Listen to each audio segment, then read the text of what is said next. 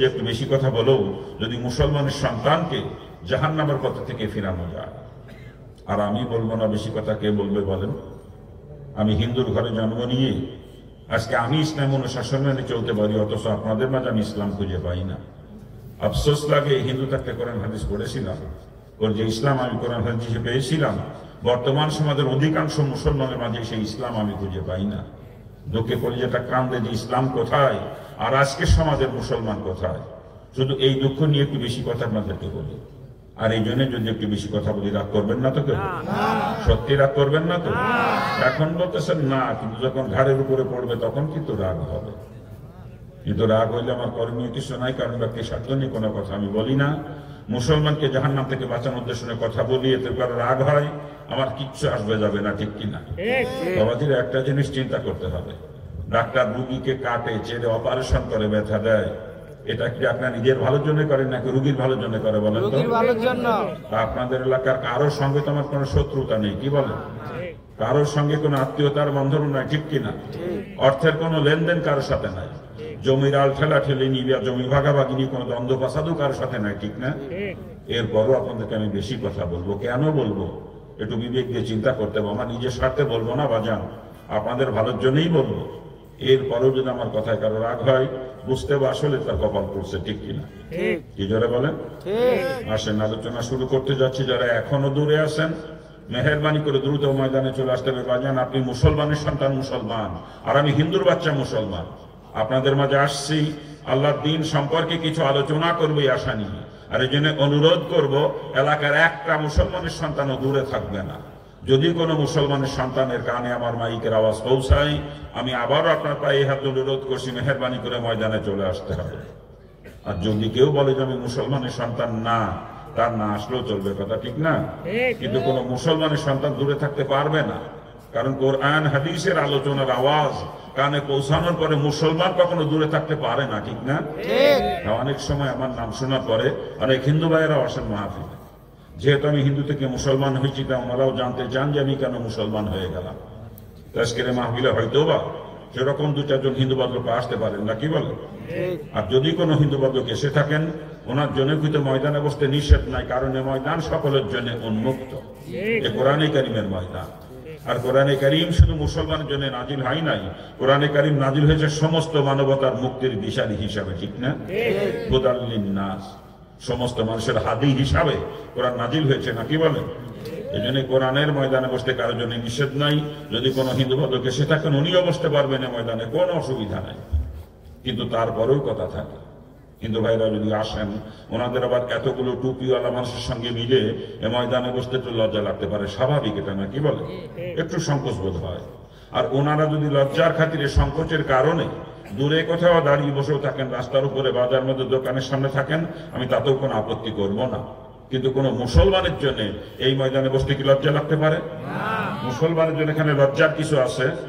তাই যদি কোনো মুসলমান এখনো পর্যন্ত ময়দান থেকে দূরে কোথাও থাকেন, রাস্তার উপরে, বাজারের মধ্যে, দোকানের সামনে বা আশেপাশের বাড়ি ঘরে, যদি কোনো মুসলমান এখনো থেকে থাকেন, আমি আবার আপনার পায়ে হাত অনুরোধ করছি, মেহেরবানি করে ময়দানে চলে আসতে হবে।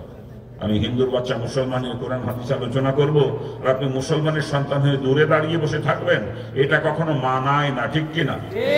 একটা মুসলমানের ময়দান থেকে দূরে কোথাও থাকবে না, মাইকের আওয়াজ যদি কানে পৌঁছায়, আর নিজেকে বলে যদি মুসলমান বলে দাবি করেন, এই মুহূর্তে আপনাকে ময়দান আসতে হবে, পরিষ্কার করে বলছি। চলে আসবেন, সে এলাকার কোনো মুসলমান দূরে থাকবে না, বিশ্বাস আমার আছে, কি বলেন আপনারা? আমি হিন্দুর বাচ্চা মুসলমানের কোরআন হাদিস আলোচনা করব, আর মুসলমান ঘরে বসে বউ নিয়ে মজা মারবে, রাস্তার উপরে সাফ দোকানের সামনে আড্ডা মারবে, এটা কখনো সম্ভব না, কি বলেন? যারা মুসলমান তারা চলে আসবেন। আমরা দোয়া করি আল্লাহ পাক এলাকার সকল মুসলমানকে ময়দানে আসার তৌফিক দান করুন, জোরে বলেন আমিন। আসতেছে চতুর্দিক থেকে আরো আসবেন ইনশাআল্লাহ, কোনো মুসলমান দূরে থাকবে না, বিশ্বাস আমার আছে, কি বলেন আপনারা? ওনারা আসতে লাগুক, আমরা আলোচনা শুরু করবো, না কি বলে? আর আলোচনা শুরুতে অনুরোধ করবো, যাদের কাছে মোবাইল আছে, মোবাইলগুলো হয় বন্ধ করে রাখতে হবে, না হলে রিংটোন সাইলেন্ট করে নিতে হবে, দুইটার একটা। না আপনার মোবাইলে রিং আসলে ওই রিংটোনের শব্দ আপনার আশেপাশে কমপক্ষে 10 জন লোকের অশোনার প্রতিবেদন, আপনি গুনাহগার হয়ে যাবেন। কিন্তু মোবাইল থেকে যদি কেউ রেকর্ডিং করতে চান, আপনাকে রিংটোন সাইলেন্ট করে নিয়ে রেকর্ডিং করতে হবে, কারণ রেকর্ডিং ভিতরে কল ঢুকায়, তখন যদি রিংটোন বেজে ওঠে, আপনার আশেপাশের মানুষের অশোনার প্রতিবেদন, আপনি গুনাহগার হয়ে যাবেন। এই জন্য মোবাইলগুলো কোন অবস্থায় সকলে দেখে নিলে ভালো হয়। আমরা আশা করব কারণ মোবাইলের কোনো শব্দ আমাদের কানে আর আসবে না, কি বলেন? আশা করতে পারি তো নাকি? যে মোবাইল যে কত বড় ফিতনা বর্তমানে, মসজিদে জামাতে নামাজ পড়তে গেলে মোবাইলের যন্ত্রণায় নামাজটাও ঠিক মতো পড়া যায় না, ঠিক কিনা? নামাজের মধ্যে কিরিং কিরিং করে বাসতে শুরু করে, নামাজের ধ্যান নষ্ট হয়ে যায়, কথা ঠিক না? এই জন্য মেহেরবানি করে দেখে নেন কার মোবাইলটা কোন অবস্থা আছে। কোনো মোবাইলে রিংটোন চালু থাকবে না, প্রত্যেকে যার মোবাইল দেখে নিতে হবে। আপনারা স্টেজে যিনারা আছেন আপনারা একটু তাওতার বাইরে না আওতাভুক্ত, আপনাদের গুলো সাইলেন্ট করা আছে কিন্তু দেখে নিলে ভালো হয়। এই সভাপতি সাহেব সাইলেন্ট করা আছে তো নাকি? কি বড় হুজুর আপনার? হ্যাঁ, কারো মাইক ম্যানের মোবাইল কি সাইলেন্ট করা আছে? মাইক ম্যান মোবাইল সাইলেন্ট করা আছে তো? না থাকলে করে নিতে হবে। আমি স্টেজে আসার আগে আমার দুইটা মোবাইল দুটোই সাইলেন্ট করে নিয়ে আসছি আপনাদের দোয়ায়, আলহামদুলিল্লাহ। আলোচনা শুরু করব। আলোচনা শুরুতে রসুলের হাদিস শোনাই না, কি বলে? রসুল হাদিসের ভিতরে বয়ান করেন তিনটা জায়গার মাঝে তোমরা ফাঁকা রেখো না। যখন নামাজের কাতারে দাঁড়াও দুই মুসল্লির মাঝখানে যেন ফাঁকা না থাকে। দ্বিতীয়ত যখন স্বামী স্ত্রী এক বিছানায় ঘুমাও দুজনের মাঝখানে যেন ফাঁকা না থাকে। আর তৃতীয়ত যখন কোন দিনই মজলিসে বসো ওইখানে যেন মাঝখানে ফাঁকা না থাকে। হুজুর বলেন এই তিন জায়গায় যদি মাঝখানে ফাঁকা থাকে, ফাঁকা জায়গার একজন এসে বসে, বলেন তো কে? জোরে বলেন। মিস্টার ইবলিস। ঘর গায়ে কিন্তু আগুন জ্বলতেছে, কেন জানেন? রাসূল হাদিসের মধ্যে বয়ান করেন যখন কোন দিনই মজলিস শেষ হয় একজন ফেরেশতা এরকম ঘোষণা করতে থাকে, হে মজলিস ওয়ালারা, তোমরা এমন ভাবে মজলিস থেকে ওঠো যেন তোমরা একজন নবজাত শিশু। অর্থাৎ তোমাদের আমল নামা যত গুনাহ ছিল ওই গুনাহ রাশি মাফ করে দেওয়া হয়েছে, গুনার জায়গাগুলো নেকি দিয়ে পরিবর্তন করে দেওয়া হয়েছে। আশা বলে ইবলিসকে এটা মেনে নিতে পারে? সারা জীবন ইবলিস কত কষ্ট করে করে আমাকে আপনাকে দিয়ে গুনার কাজ করিয়েছে, আর আজকের এই ময়দানে বসে জীবনের সব গুনাহ মাফ হয়ে যাবে, আবার গুনার জায়গা নেকি দিয়ে পরিবর্তন করে দেওয়া হবে, এটা কি ইবলিস মেনে নিতে পারে বলেন? এজন্য ইবলিসের গায়ে কিন্তু আগুন জ্বলতেছে, কেমনে আমাকে আপনাকে ময়দান থেকে উঠাবে, এইটা আপনি ইবলিসের সব থেকে বড় সেটা, ঠিক না? হুজুর বলেন ফাঁকা পাইলেই ও ফাঁকা জায়গায় সে ইবলিস বসবে, ও আমাকে আপনাকে ধোঁকা দিয়ে ময়দান থেকে উঠানোর চেষ্টা করবে। আর আমি আপনি যদি ইবলিসের ধোঁকা করি ময়দান থেকে উঠে যাই, ইবলিস কিন্তু আমার আপনার উপরে খুশি হবে, ঠিক না? এদিকে কিন্তু আর একজন নারাজ হয়ে যাবে, বলেন তো কে? জোরে বলেন। আপনারা কাকে খুশি করবেন, আল্লাহকে না ইবলিসকে? আল্লাহকে। যদি আল্লাহকে খুশি করতে হয় ময়দানের মাঝখানে ইবলিসের বসার কোনো জায়গা রাখা চলবে না। যার সামনেই ফাঁকা থাকবে আমি মনে করবো আপনি ইবলিসকে খুশি করার জন্য আপনার সামনে ইবলিসের বসার জন্য জায়গা রেখে দিয়েছেন। ইবলিসকে খুশি করতে চান নাকি আপনারা কেউ? ইবলিসকে খুশি করতে চান কেউ? তাহলে সকলে আমার সঙ্গে জিকির করবেন, জিকিরের তালে তালে প্রত্যেকের সামনে আগাইয়া নিজের সামনে ফাঁকাটা নিজেই পূরণ করে নিতে হবে।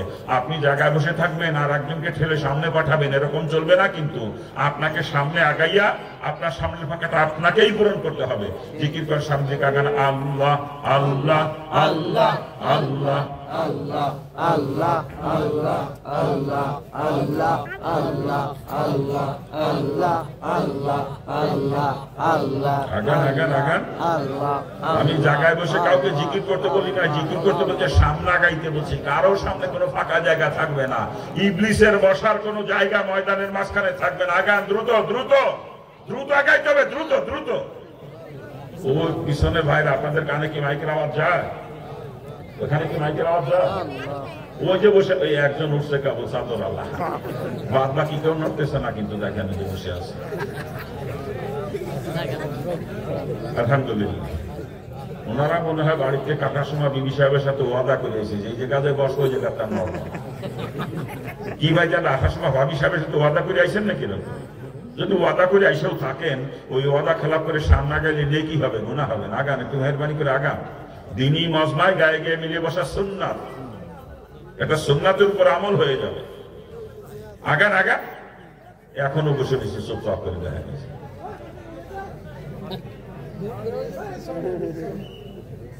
আসলে সুন্নাতের গুরুত্ব আর মহব্বত আমাদের অন্তরে নাই, সমস্যা লেগে। একটা সুন্নাতের যে কত দাম আমরা জানি না। এই দুনিয়া যদি কোটিবার বিক্রি করা হয় যত অর্থ হবে, সমস্ত অর্থ সদকা করে দিলে যে নেকি হবে, তার থেকেও একটা সুন্নাতের দাম অনেক বেশি। আল্লাহ পাক সকলকে সুন্নাতের মহব্বত করার তৌফিক দান করেন। জোরে বলেন না। আমি এখনো বসে রয়েছে মুরব্বীরা, দেখা যায়। আল্লাহ হেফাজত করুন।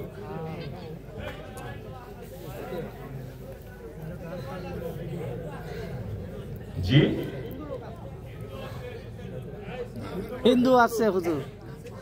যাক আলহামদুলিল্লাহ, হিন্দু ভাইরাও আসছেন, আলহামদুলিল্লাহ।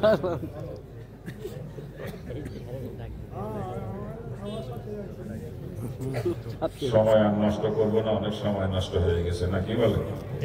আসলে এতক্ষণ নষ্ট করি নাই সময়, এতক্ষণ জমি তৈরি করার চেষ্টা করছি। এবার বীজ মূল্য ইনশাল্লাহ, কি বলে? ইনশাল্লাহ। জমি তৈরি না করে বীজ মূল্যে ফসল করবাটা ভালো হয় না। যেন এতক্ষণ চাষ দিয়ে জমি তৈরি করার চেষ্টা করছি, এবার নিয়ত করছি বীজ বুনবো। দোয়া করেন আল্লাহ পাক যেন তৌফিক দান করেন।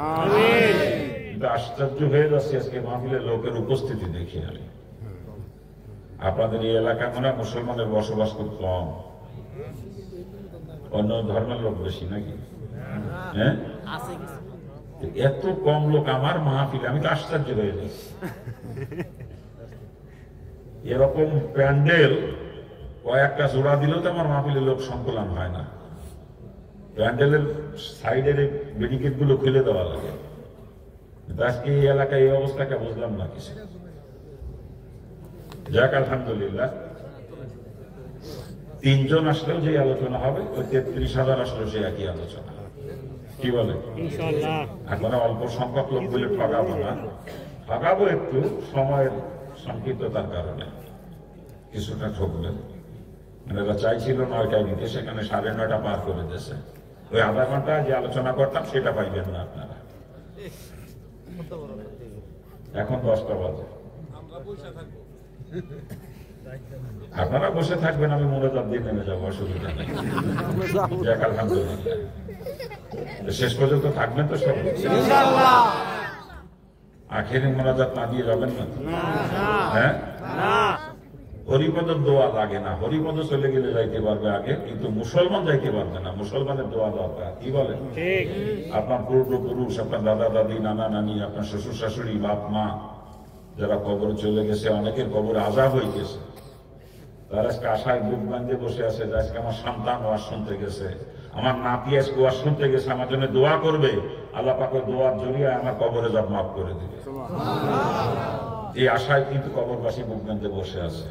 আর আমি যদি দোয়া না করে চলে যাই, দোয়ার আগেই চলে যাই, ওই কবরবাসী হতাশ হয়ে আমার জন্য কিন্তু বাদ দোয়া করবে, কি বলেন? এজন্য আখেরি মোনাজাত না দিয়ে আমরা কেউ যাবো না, কি বলেন? আল্লাহ পাক সকলকে শেষ পর্যন্ত বসার তৌফিক দান করুন। হ্যাঁ, যদি কারো তেমন কোনো জরুরত এসে যায়, জরুরতের জন্য যাইতে পারবো, যত সংক্ষিপ্ত সময় ব্যয় করা যায় জরুরতের মধ্যে, কি ঠিক আছে না? আসেন, আমি আপনাদের সামনে কোরআনে পাকের থেকে তেলাওয়াত করেছি। আল্লাহ পাক পরিষ্কার করে জানিয়েছেন, ওমা খালাকতুল জিন্না ওয়াল ইনসা ইল্লা লিয়াবুদুন। জিন এবং ইনসান এই দুই জাতিকে আল্লাহ পাক কেন সৃষ্টি করেছেন সে উদ্দেশ্য এখানে বয়ান করেছেন, ঠিক না? আমার মাওলা রাব্বি কয়, দুনিয়ার মানুষেরা ভালো করে জেনে নাও, এই উদ্দেশ্য নিয়ে তোমাদেরকে সৃষ্টি করা হয় নাই। তোমরা খানা খাইবে, পায়খানা প্রস্রাব করবে, সংসার করবে, বাচ্চা নিয়ে আনন্দ ভর্তি করবে, দোকানদারি করবে, ব্যবসা করবে, রাজনীতি করবে। আমি উদ্দেশ্য নিয়ে তোমাদেরকে সৃষ্টি করেছি, একমাত্র আমি আল্লাহর ইবাদত করবে উদ্দেশ্যে তোমাদেরকে সৃষ্টি করা হয়েছে। চিৎকার দিয়ে বলেন সুবহানাল্লাহ। কে বলতেছেন এই কথা? জোরে বলেন। অনেকের মনে প্রশ্ন আসতে পারে, আল্লাহ পাক যদি একমাত্র ইবাদতের জন্য সৃষ্টি করে থাকেন আর 24 ঘন্টা মসজিদে বসে বসে ইবাদতই করতে থাকি, তাহলে দুনিয়ার জিন্দেগি চলবে কি করে? স্বাভাবিক একটা প্রশ্ন। আসলে ইবাদত যে কাকে আমরা বুঝি নাই, জানেন? আমরা মনে করি নামাজ পড়া, রোজা রাখা, হজ করা, যাকাত দেওয়া, দান সদকা করা, কোরআন তেলাওয়াত করা, জিকির আজকার করা, এরকম কিছু কাজ ইবাদত, এরকম ধারণা আমাদের আছে, ঠিক না? হ্যাঁ, শুধু এইগুলাই ইবাদত তা নয়। এগুলা ইবাদত অবশ্যই, শুধু এইগুলাই ইবাদত তা নয়। একজন মুসলমান তার হায়াতে শুরু থেকে নিয়ে মৌতের আগ মুহূর্ত পর্যন্ত যা কিছু করবে দুনিয়াতে সবই তার ইবাদত হবে, যদি সেটা রাসূলের তরিকায়। কি বলে? মুসলমান খানা খাইবে, পায়খানা প্রস্রাব করবে, ঘুমাইবে, ব্যবসা করবে, চাকরি করবে, দোকানদারি করবে, কৃষি কাজ করবে, রাজনীতি করবে, সংসার করবে, বিবি বাচ্চা নিয়ে আনন্দ ভুক্তি করবে, এমনকি মুসলমান স্বামী স্ত্রী মিলামিশা করবে, ওই কাজটাও যদি রসুলের তরিকায় হয়ে যায় বা যেন ওটা ইবাদত হয়ে যাবে, ওর দ্বারাই লক্ষ লক্ষ নেকি মুসলমানের আমলনামায় জমা হবে কিয়ামতের ময়দানে। ওইটার কারণে মুসলমানের জন্য বেহেশতের রাস্তা খোলা হয়ে যাবে। চিৎকার দেবেন সুবহানাল্লাহ। এক কথায় যেই কাজের মধ্যে রসুলের তরিকা আছে ওটা রসুলের তরিকায় করলে তখন ইবাদত হবে। আবার ওই কাজটাই যদি কখনো রসুলের তরিকার খেলাফ হয়ে যায় ওটাই কিন্তু আল্লাহ পাকের নাফরমানি হবে। ঠিক কিনা? কি জোরে বলে? একটু উদাহরণ দিলে বুঝতে সহজ হবে। দেব, আমরা দুনিয়ার মধ্যে সব থেকে খারাপ কাজ মনে করি পায়খানা প্রস্রাব করাকে, ঠিক না? এই পায়খানা প্রস্রাব যদি রসুলের তরিকায় হয়ে যায় বা যান পায়খানা প্রস্রাব তখন আর পায়খানা প্রস্রাব থাকে না, এটি ইবাদত হয়ে যায়। ওই পায়খানা প্রস্রাবের দ্বারা লক্ষ লক্ষ নেকি মুসলমানের আমলনামায় জমা হয় কিয়ামতের ময়দানে। ওই পায়খানা প্রস্রাবই মুসলমানকে জান্নাতে নিয়ে পৌঁছে দেয়। চিৎকার দেবেন সুবহানাল্লাহ। পক্ষান্তরে দুনিয়ার মধ্যে সব থেকে বড় ইবাদত মনে করি নামাজকে আমরা, ঠিক কিনা জোরে বলেন? ও বাজার নামাজ আমার ততক্ষণ পর্যন্ত ইবাদত হবে যতক্ষণ পর্যন্ত আমার নামাজ রসুলের তরিকাই হবে, ঠিক কিনা জোরে বলেন? কিন্তু যদি আমার নামাজ কখনো রসুলের তরিকার খেলাফ হয়ে যায় ওই নামাজ তখন আর ইবাদত থাকবে না, নামাজ হয়ে যাবে আল্লাহ পাকের নাফরমানি। ওই নামাজের কারণে কিয়ামতে আমাকে জাহান্নামে চলে যাওয়া লাগবে। চিৎকার দিয়ে বলেন নাউযুবিল্লাহ। কথাটা আবারও ভালো করে স্মরণ রাখতে হবে বাজান, যেই কাজের মধ্যে রসুলের তরিকা আছে ওটা রসুলের তরিকায় করলে তখন ইবাদত হবে, আর রসুলের তরিকার খেলাফ হয়ে গেলে ওটাই কিন্তু আল্লাহ পাকের নাফরমানি হয়ে যাবে। ঠিক কিনা জোরে বলেন? আর একটা কথা স্মরণ রাখতে হবে, যেই কাজের মধ্যে রসুলের তরিকা নাই, আমার রসুল জীবনে যেটা কোনোদিন করেন নাই বা করতে বলেন নাই, ওইটাকে কিন্তু কোনোদিন ইবাদত বানানো সম্ভব না। ওটা হলো ডাইরেক্ট নাফরমানি। মুসলমান তখন ওইটার কাছে যাইতে পারে না। ঠিক কিনা জোরে বলেন? কি জোরে বলেন? ঠিক কিনা? বাবা যান, আল্লাহ পাক সৃষ্টি করেছে ইল্লা লিয়াবুদুন, ইল্লাহ একমাত্র ইবাদতের জন্য, অন্য কোনো কাজের জন্য কিন্তু আল্লাহ আমাকে সৃষ্টি করে নাই। কি কথা ঠিক না? জোরে বলে?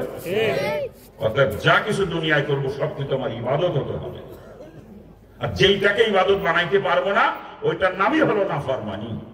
আর ইবাদতের পরিণতি জান্নাত, নাফরমানির পরিণতি কিন্তু জাহান্নাম। কথা ঠিক কিনা? আমার আল্লাহ কোরআনে পাকে পরিষ্কার করে জানিয়েছেন, ফামাইয়ামাল মিসকালা যাররাতিন খায়রান ইয়ারা, যাররা পরিমাণ ইবাদত করবা তার বদলা অবশ্যই তোমাকে দেওয়া হবে, কখনো তুমি তার থেকে বঞ্চিত হবে না। চিৎকার দেবেন সুবহানাল্লাহ। ফামাইয়ামাল মিসকালা যাররাতিন, যাররা পরিমাণ নাফরমানি করবা তার শাস্তিও তোমাকে অবশ্যই ভোগ করতে হবে, কখনো তুমি তার থেকে নিষ্কৃতি পাইবা না। চিৎকার দিয়ে বলেন নাউযুবিল্লাহ। এই জন্য বাজান, জিন্দেগির কোনো একটা কাজ আমার নাফরমানি না হয়ে যায়, এদিকে সদা সতর্ক দৃষ্টি রাখতে হবে। যা কিছু করবো সব ইবাদত হওয়া লাগবে, কারণ আল্লাহ সৃষ্টিই করেছেন ইল্লা লিয়াবুদুন, ইল্লাহ ইল্লাহ একমাত্র ইবাদতের জন্য। ঠিক কিনা? কি জোরে বলেন? অর্থাৎ যা কিছু করবো সব ইবাদত হওয়া লাগবে। আমার পুরো জিন্দেগিটা মাবুদের দরবারে ইবাদত হিসাবে গ্রহণযোগ্য হতে হবে। ঠিক কিনা? কি জোরে বলেন? আর জিন্দেগি তখনই মাবুদের দরবারে ইবাদত হিসাবে গ্রহণযোগ্য হবে যখন আমার জিন্দেগি রসুলের তরিকায় পরিচালিত হবে। ঠিক না? কি জোরে বলেন? বাবা জান, আর ইবাদত তখনই হবে যখন সেটা রসুলের তরিকায় হবে। আর একজন মানুষের জিন্দগিতে এমন কোন সেক্টর নাই যেই সেক্টরের মধ্যে রসুলের তরিকা নাই। কি আপনারা কি বলেন? থুতু ফেলার মধ্যে কি রসুলের তরিকা আছে? মাথার চুল কাটা ছাটার মধ্যে আছে, কান পরিষ্কার করার মধ্যে আছে, নাক পরিষ্কার করার মধ্যে আছে, দাঁত পরিষ্কার করার মধ্যে আছে, গোপ দাড়ি কাটা ছাটার মধ্যে আছে, গোগলের পশম নাভিনীদের পশম পরিষ্কার করার মধ্যে আছে, সব জায়গায় আছে, হাতে পায়ে নখ কাটার মধ্যে আছে, পোশাক পরিচ্ছদের মধ্যে আছে। এমন কোন সেক্টরের মানুষের জিন্দগিতে নাই যেই সেক্টরের মধ্যে আমার রসুলের তরিকা নাই। কথা ঠিক কিনা? আপনারাই বলেন, ব্যবসার মধ্যে কি রসুলের তরিকা আছে? চাকরির মধ্যে আছে, কৃষিকাজের মধ্যে আছে, খানা খাওয়ার মধ্যে আছে, পায়খানা প্রস্রাবের মধ্যে আছে, ঘুমানোর মধ্যে আছে, বিবাহ শাদীর মধ্যে আছে, স্ত্রীর সঙ্গে মিলামিশার মধ্যে আছে, সন্তান লালন পালনের মধ্যে আছে, প্রতিবেশীর সঙ্গে আচরণের মধ্যে আছে, আত্মীয়দের সঙ্গে আচরণের মধ্যে আছে, বিধর্মীদের সঙ্গে আচরণের মধ্যে আছে। এমন কোন সেক্টর মানুষের জিন্দগিতে নাই যেখানে রসুলের তরিকা নাই। কথা ঠিক কিনা? A to Z up to bottom সর্ব সেক্টরে রসুলের তরিকা আছে, আর রসুলের তরিকায় ওইটা করার নামই হচ্ছে ইবাদত। রসুলের তরিকার খেলা বলে ওটার নামই নাফরমানি। কথা ঠিক কিনা? আমি থুতু ফেলবো, এই থুতু ফেলাকেও ইবাদত বানায়া ফেলতে হবে, কারণ আল্লাহ সৃষ্টি করেছে ইল্লা লিয়াবুদুন, ইল্লাহ একমাত্র ইবাদতের জন্য। অর্থাৎ থুতু ফেলাও আমার ইবাদত হতে হবে। যদি রসুলের তরিকার বা খেলা থুতু ফেলি, আমার থুতু ফেলা নাফরমানি হয়ে যাবে। ওই থুতু ফেলার কারণে আমাকে জাহান্নামে চলে যাওয়া লাগবে। কারণ আল্লাহ পাক পরিষ্কার জানিয়েছেন যারা পরিমাণ নাফরমানি করলে তার শাস্তির হাত থেকে নিস্তার নাই। কথা ঠিক কিনা? কি জোরে বলেন? অর্থাৎ কোন একটা কাছে যত ক্ষুদ্র কাজই হোক না কেন, নাফরমানি না হয়ে যায় সেদিকে সদা সতর্ক দৃষ্টি রেখে আমাকে দুনিয়ায় চলতে হবে। ঠিক কিনা? কি জোরে বলেন? ঠিক কিনা? খারাপ লাগতেছে মনে হয় না? হ্যাঁ বাবা যান, অর্থাৎ যা কিছু করবো সব আমার ইবাদত হওয়া লাগবে। আমরা ব্যবসা করি না? কিন্তু ব্যবসা করার জন্য আল্লাহ পাক আমাদেরকে সৃষ্টি করে নাই, সৃষ্টি করেছেন একমাত্র ইবাদতের জন্য, একমাত্র ইবাদতের জন্য। অর্থাৎ ব্যবসা যদি করতে হয় ইবাদত বানাইয়া করতে হবে, আর ইবাদত তখনই হবে যখন ব্যবসা আমার রাসূলের তরিকায় হবে। ঠিক না? কি জোরে বল? ব্যবসার মধ্যে রাসূলের তরিকা আছে কি নাই? ব্যবসা করতে যে মালের ভিতরে ভেজাল ঢোকানো যাবে না, ওজনে কম বেশি করা চলবে না, মিথ্যা কথা বলে বেচা কিনা করা চলবে না। কথা ঠিক কিনা জোরে বলেন? সুন্নাত তরিকায় ব্যবসা যদি করতে পারেন আপনার ব্যবসা ইবাদত হয়ে যাবে। ব্যবসার দ্বারা লক্ষ লক্ষ নেকি আপনার আমলনামায় জমা হবে কিয়ামতের ময়দানে। ওই ব্যবসা আপনাকে জান্নাতে নিয়ে পৌঁছে দেবে। চিৎকার দেবেন সুবহানাল্লাহ। পক্ষান্তরে আমাদের ব্যবসা কেমন হয় দেখেন একটু। আমি ব্যাপারী মানুষ, বাজারের দিন হাটের দিন কাটা ঝুলাইয়া মাল কিনি, আর মাল কেনার সময় আমার খেয়াল থাকে কেমনে 42 কেজি দিয়ে মন বানানো যায়। আবার ওই মাল যখন বিক্রি করবো তখন খেয়াল 38 কেজির বেশি যেন এক মনে না যায়। কিনার সময় 42 কেজি, আর বেচার সময় 38 কেজি। নাকি ভুল বলতেছি আমি? আর আপনার ক্ষেতের ধান আপনি বিক্রি করতে নিয়ে গেছেন, মাইপি নিয়ে গেছেন 1 মন 40 কেজি, 1 মন মাপের উপর যে বেশিও নিয়ে গেছেন, কিন্তু বাজারে নিয়ে যে ব্যাপারীর কাছে বিক্রি করছেন আপনার সামনে ওজন করবে 38 কেজি বেশি জীবনও হবে না। এই কথা ঠিক না? আবার আপনি গরুর গোস্ত কিনে নিয়েছেন বাজারতে 5 কেজি, আইনি তো কোনোদিন মাইপে দেখেন না, আইনি 2 তো রান্না শুরু করে দেন নাকি? হ্যাঁ, একদিন মাইকে দেখেন কটক পাইছেন 4.5 কেজি হয় কিনা তাও সন্দেহ। এই কথা ঠিক না ভুল বলতেছি? জোরে বলেন। এই যে ওজনে কম বেশি করে বেচা কিনা করতেছি বাজান, এই ব্যবসা করে যে টাকা লাভ হইতেছে, লাভের টাকা খাওয়া আর শুয়োরের গোস্ত খাওয়ার মধ্যে কিন্তু একজন মুসলমানের কাছে কোনো পার্থক্য নাই। চিৎকার দিয়ে বলেন নাউজুবিল্লাহ। শুধু তাই না বাজান, মাল কিনি 2 পদের, একটা ভালো মাল একটা খারাপ মাল। ভালো রাখিছি মাত্র 10 কেজি, খারাপ রাখিছি 30 কেজি গড়ে 1 মন। ওই তো ভালো 10 কেজি কিনা আছে 30 টাকা কেজি ধরে, আর খারাপ 30 কেজি কিনা আছে আমার 25 টাকা কেজি ধরে। দুটাকে একসঙ্গে মিক্সার করছি, 30 কেজি আর 10 কেজি 40 কেজি বস্তা বন্দি করে বাজারে বিক্রি করতে নিয়ে গেছি। 29 টাকা দরে বেশি, আর কসম খোদা 30 টাকায় কিনা ছিল, আজকে বাজার দাম তাই 1 টাকা লস দিয়ে বিক্রি করা লাগতেছে। আফসোস আফসোস। অথচ ভিতরে 30 কেজি কিনা 25 টাকা কেজি ধরে, আর মাত্র 10 কেজি কিনা 30 টাকা কেজি ধরে। ঠিক না? কসম খোদা 30 টাকা কিনা কি কায়দা রে। আমি আজিসা, আমার বাজারের দোকান আছে, গার্মেন্টসের দোকান। কিসের দোকান? গার্মেন্টসের দোকান। এই শীতের সিজনে সোয়েটার কিনে নিয়ে আসি বঙ্গবাজারের অথবা কালীগঞ্জের অথবা নিউ মার্কেটের অথবা মিরপুর কলেজ মার্কেট থেকে। নাকি কারণ হ্যাঁ পাইকারি কিনে আসি 300 টাকা পিস সোয়েটার, 300 টাকা কিনা করছে পাইকারি, আর আমার দোকান পর্যন্ত পৌঁছাইতে পিস প্রতি আর 2 টাকা খরচ দিয়েছে। তাহলে কত হইলো? 302 টাকা। বিক্রি করলাম 1100 টাকা। আবার কি কিনা দামে দিয়ে দিলাম, কিচ্ছু থাকে না, কিচ্ছু থাকে না। ওদিকে এই সুন্নাতি দাড়ি মুখে, জুব্বা গায়, মাথায় খালি টুপি না, ভাগড়িও বান্দা, ও তাহাজ্জুদ পড়ে বলে, তাহাজ্জুদ পড়ে, অথচ মিথ্যা কথা বলে মাল বিক্রি করে। কি কায়দার এই যে ব্যবসা করতেছি বাজান, এই যে সুন্নাত তরিকার খেলার ব্যবসা, এই ব্যবসা থেকে যে ইনকাম হইতেছে, ওই টাকা খাওয়া আর পায়খানা খাওয়ার মধ্যে কোনো পার্থক্য না। চিৎকার দিয়ে বলেন নাউজুবিল্লাহ। ও বলে তাহাজ্জুদ করে, যা রুজি হারাম। এই বদমাশ কোন চোর কয় করে নামাজ পড়তে হয়? রুজি হলো হারাম, তুই খাওয়াইলে পায়খানা শুয়োর। তোর ব্যবসা উল্টো পাল্টা, হারাম কামাই করে হারাম খাই, তুই তাহাজ্জুদ করো বিয়াকের অন্যামি বাদ দে। চোর কয় করে নামাজ পড়তে? হ্যাঁ, ইবাদত করলে 1 নম্বর শর্ত হলো হালাল রুজি খাওয়া। 1 নম্বর শর্ত। হারাম করে কোন ইবাদত আল্লাহ কবুল করে না। কথা ঠিক কিনা? বলেন ঠিক কিনা? রুজি হলো হারাম, ব্যবসা করে উল্টো পাল্টা, হারাম কামাই করে হারাম খাবার তাহাজ্জুদ মানে ওয়ান্ডামি জায়গা হয় না নাকি? বন্ধ টাকা। হ্যাঁ, ওয়ান্ডামি বাদ দে। ওর টুপি দাড়ি সুবা সব বন্ডামি, ওর নামাজ বন্ডামি। কথা ঠিক কিনা? এ জোরে কান ঠিক কিনা? খারাপ লাগতেছে মনে হয় না? এই যে ব্যবসা বাণিজ্য সুন্নাত তরিকার খেলা হইতেছে বাজানে, ব্যবসা যাচ্ছে না ফরমানি, এই ব্যবসার কারণে কিয়ামত আমাকে জাহান্নামে চলে যাওয়া লাগবে। কারণ ইবাদতের পরিণতি জান্নাত, আর নাফরমানির পরিণতি কিন্তু জাহান্নাম। চিৎকার দিয়ে বলেন নাউজুবিল্লাহ। আমরা চাকরি করি, অনেকে করি না? চাকরি করার জন্য আল্লাহ পাক কাউকে সৃষ্টি করে না, সৃষ্টি করেছে ইবাদতের জন্য, একমাত্র ইবাদতের জন্য। অর্থাৎ চাকরি যদি করতে হয় ইবাদত বানাইয়া করা লাগবে, ঠিক কিনা? আর ইবাদত তখনই হবে যখন আমার চাকরি রসুলের তরিকায় হবে, ঠিক না? চাকরির মধ্যে রসুলের তরিকা আছে কিনা? রসুলের তরিকা আছে কিনা? চাকরি করতেছে কখনো দায়িত্ব অবহেলা করা চলবে না, ডিউটিতে কখনো ফাঁকি দেওয়া যাবে না, অফিসে বসে আউটলুকামের ধান্দা করলে চলবে না। সুন্নাত তরিকায় চাকরি যদি করতে পারেন আপনার চাকরি ইবাদত হয়ে যাবে। ওই চাকরির দ্বারা লক্ষ লক্ষ নিকে আপনার আমল নামা জমা হবে কিয়ামতের ময়দানে। ওই চাকরি আপনাকে জান্নাতে নিয়ে পৌঁছে দেবে। চিৎকার দেব না সুবহানাল্লাহ। আমরা চাকরি করি কেমনে দেখেন? আমি অফিসার মানুষ, অফিস টাইম সকাল 9টা থেকে বিকেল 5টা পর্যন্ত। আমি অফিসে যাই বেলা 11টা পার হয়ে গেলি, আবার 3 আগে ডিউটি শেষ। এই যে ডিউটিতে ফাঁকি দিয়ে বেতন খাইতেছি, ও বেতন কি হালাল না হারাম? হালাল না হারাম? শুধু তাই না, আমি বড় মাপের অফিসার, পর 3 দিন অফিসেই যাই নাই, 4 দিনের দিন যাইয়ে এক পাশে আদিরা খাতায় সই করি, বেতন তুলে নিয়ে আসি 1 মাসের। ও বেতন কি হালাল না হারাম? ও বেতন হালাল না হারাম? এই যে ডিউটিতে ফাঁকি দিয়ে দায়িত্ব অবহেলা করা যে বেতন খাওয়া হয়, ওই বেতনের টাকা খাওয়া আর শুয়োরের গোশত খাওয়ার মধ্যে কোনো পার্থক্য নাই। চিৎকার দিয়ে বলেন নাউজুবিল্লাহ। আরে জোরে কান না।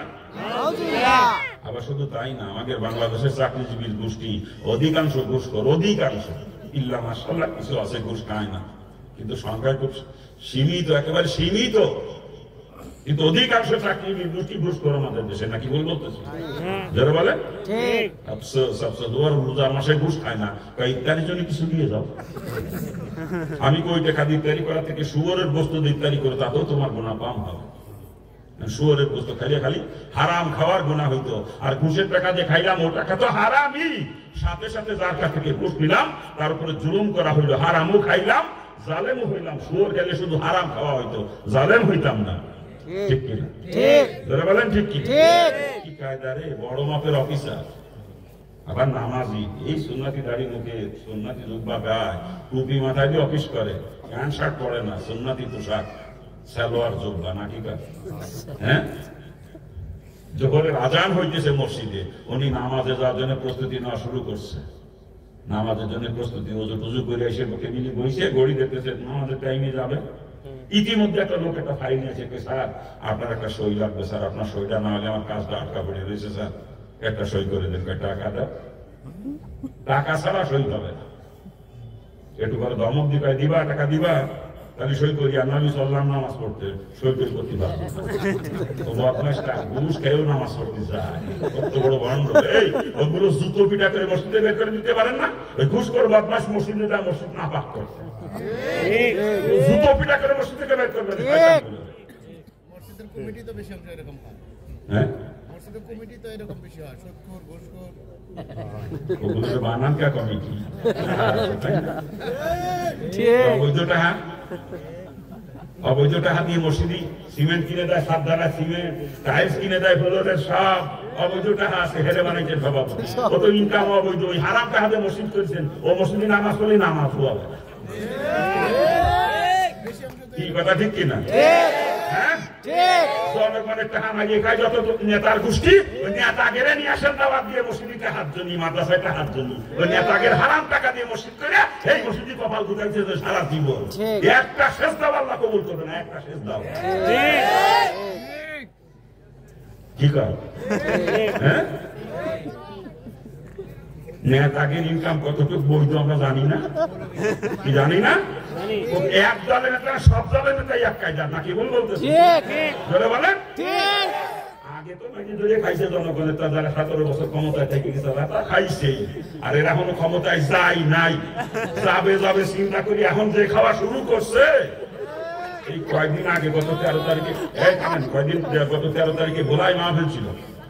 ভোলা একটা লঞ্চ ঘাট আছে, ভেদুরিয়া লঞ্চ ঘাট, বরিশাল থেকে ভেদুরিয়া লঞ্চ ঘাট স্পিড বোর্ডে যাতায়াত করার অল্প টাইম, আমরা স্পিড বোর্ডে যাতায়াত করি।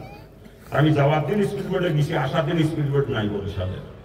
জিজ্ঞেস করলাম কারণ কি? কয় হুজুর বোট চালাচ্ছে না কোনো ড্রাইভার। বলে কারণ? হুজুর আগে তো 200 টাকা করে নিত বোট প্রতিদিন, বর্তমানে 1200 টাকা নেছে বোট প্রতি। আগে যারা ক্ষমতায় ছিল তারা 200 টাকা করে নিত বোট প্রতি, আর ক্ষমতা নেই, এরা দখল করে নিয়েছে ঘাট, দখল করে নিয়ে বোট প্রতি 1200 টাকা নেছে প্রতিদিন। এই জন্য স্পিড বোর্ডের ড্রাইভাররা আন্দোলন করতেছে, তারা বোট চালাবে না। এই হলো পরিস্থিতি সারা বাংলাদেশে সব জায়গায়। এই যে চাঁদাবাজি শুরু করছে, এটা বলে শেষ করার মতো না। এতে বিএনপির পজিশন ভালো হইতেছে না খারাপ হইতেছে? খারাপ। ভালো হইতেছে না খারাপ হইতেছে? খারাপ। আমাকে হুজুরদের একটা উপকার হইতেছে, ওরা এইগুলো করে চাঁদাবাজি করে করে জনগণকে প্রত্যাখ্যান করবে, আমরা ক্ষমতায় যাবো ইনশাআল্লাহ। দেশ হবে কোরআনের শাসন ব্যবস্থার দেশ, ওলামায়ে-কেরামের শাসন ব্যবস্থার দেশ হবে বাংলাদেশ ভবিষ্যতে। কথা ঠিক কিনা? ঠিক কিনা? এই জন্য ওরা চাঁদাবাজি আরো করুক, আমাদের কোনো আপত্তি নাই।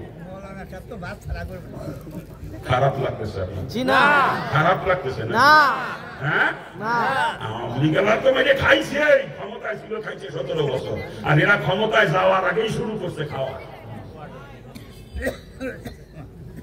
আমি তো উচিত কথা কওয়া মানুষ, এই জন্য আমার অনেকেই পছন্দ করে না, কিন্তু বলি ভালোর জন্য। এই যা করতেছে এরা, এদের প্রতি জনগণ এমন ক্ষিপ্ত হয়ে যাইতেছে, আগামী নির্বাচনে ওই যেটা বলা গেছে হারা তো পাবেই না, এরাও পাবে না, এদেরকেও জনগণ প্রত্যাখ্যান করবে। কথা ঠিক কি? জনগণ ঘুষ ফিরে আসতেছে, চোর খেদায় ডাকাত পতন করতে চায় না জনগণ। কি কথা কান না?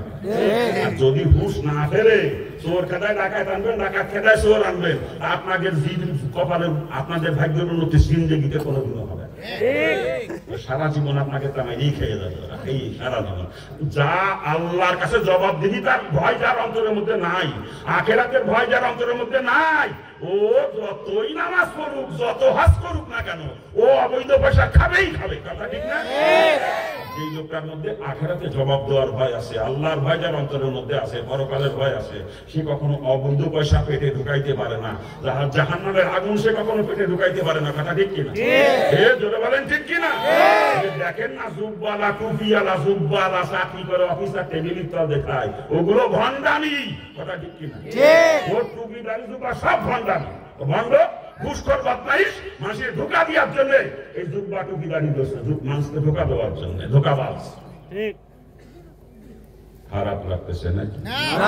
চাকরি একটা করতে ভাল দিয়ে কয়দিনের মধ্যে বাড়ি বিল্ডিং দিয়ে ফেলা যায়। আগে কয়দিন আগেও দেশি ভাঙ্গা কিনে বৃষ্টি বাইরে নামার আগে ঘরের মধ্যে পানি করতে। কি কথা ঠিক কি? ওর বাপ রিক্সা চালাইতো, অথবা পরের ক্ষেত্রে কামলাগিরি করতো, ওই কামলাগিরি করে রিক্সা চালায়, কষ্ট করে টাকা পয়সা কামাই করে পোলারে লেখাপড়া শিখিয়েছে, ওরা লেখাপড়া শিখে চাকরি ভাই এখন অফিসার হয়েছে। এখন আর দাঁত দেখে কি দেয়া বাপরে বাপ, মানে বাপেরও হসপিটাল নিয়ে আসে, যে কামলা দিতে পরের ক্ষেত্রে রিক্সা চালাইতো, এই বদমাইশা নাজি সাহেব হয়েছে, মসজিদে যে মাত গরিও করে আজি সাহেব তোলা হসপিটাল। টাকার তো অভাব নেই, বোঝেন না, চাকরি করে কাস্টমে অথবা সেটেলমেন্টে, অফিসে তো আসার সময় খালি ব্রিফকেস নিয়ে নাস্তি নাস্তি চলে যায়, খালি ব্রিফকেস, কিন্তু আসার সময় ব্রিফকেস ভর্তি করে বান্ডিল নিয়ে ফেলে। কথা ঠিক না? নাকি ভুল বলতেছি আমি? হ্যাঁ, টাকার তো অভাব নাই, বাপরে বান্ডিল ধরে ধরে টাকা দেয়, আর বাপ খরচ করে কি করে বাজারে যাইয়ে। আজি সাহেব যেদিন বাজারে যায়, ভালো মাছের কাছে আর কেউ যাওয়ার ক্ষমতা নাই। কথা ঠিক না? নাকি ভুল বলতেছি? বাজার টাজার করিয়ে কামলা দিয়ে বাজার পাঠায় দেয় বাড়ি, দিয়ে নিজে চার দোকানে বসে, বসে চা এক কাপ নিয়ে, ওরে গপ্প, আমার পোলা বড় অফিসার, এদেশে বড় মাপের অফিসার আমার পোলা, এই পিড়াই পিড়াই সরকারি সফরে, সরকারি ট্যুরে যায় বিভিন্ন দেশে। এই যে কয়েকদিন আগে সিঙ্গাপুর গেলে, আমার লাঠিখান দেখতেছে না, ভিতর দিয়ে বান্ধানো লাঠি, আমার পোলা সিঙ্গাপুর থেকে সরকারি সফরে গেছে। পকেটেতে তসবি টান দিবে, কে তসবি দেখছো? মালয়েশিয়ান তসবি। আমার পোলা এনে দেশে মালয়েশিয়া গেছিল সরকারি ট্যুরে, পাঁচ জুতো দেখায় মাসি, এই জুতো দেখছো? বিদেশি কোম্পানি অ্যাপেক্স জুতো, অ্যাপেক্সের। আমার বলার ডাহাত তেগিয়ে আইছে, গল্প বলারে নিয়ে তোর গল্প শুকিয়ে যাবে রে বিয়াক্কেল, তোর কুত্তাও জাহান্নামে যাবে, তুই কুত্তার বাপ কুত্তা, তুইও জাহান্নামে যাবে। তোর কুত্তা নিজেও পায়খানা খায়, তোরও পায়খানা খাওয়ায়, বুঝছো তুই? হ্যাঁ, তুই তো গার্জিয়ান, তোর দায়িত্ব ছিল লাগাম ধরা। তুমি কয় টাকা বেতন পাও? এই যে জমি কিনলে, এই যে ফ্ল্যাট কিনলে, এই যে বাড়ি করলে, এই যে গাড়ি কিনলে, টাকা পাইলে কোথায়? হিসাবটা গার্জিয়ানের দায়িত্ব ছিল না হিসাব নেওয়া? গার্জিয়ান তো বান্ডিল হয়ে মিলে গেছে পুরো, এখন ওইটাই।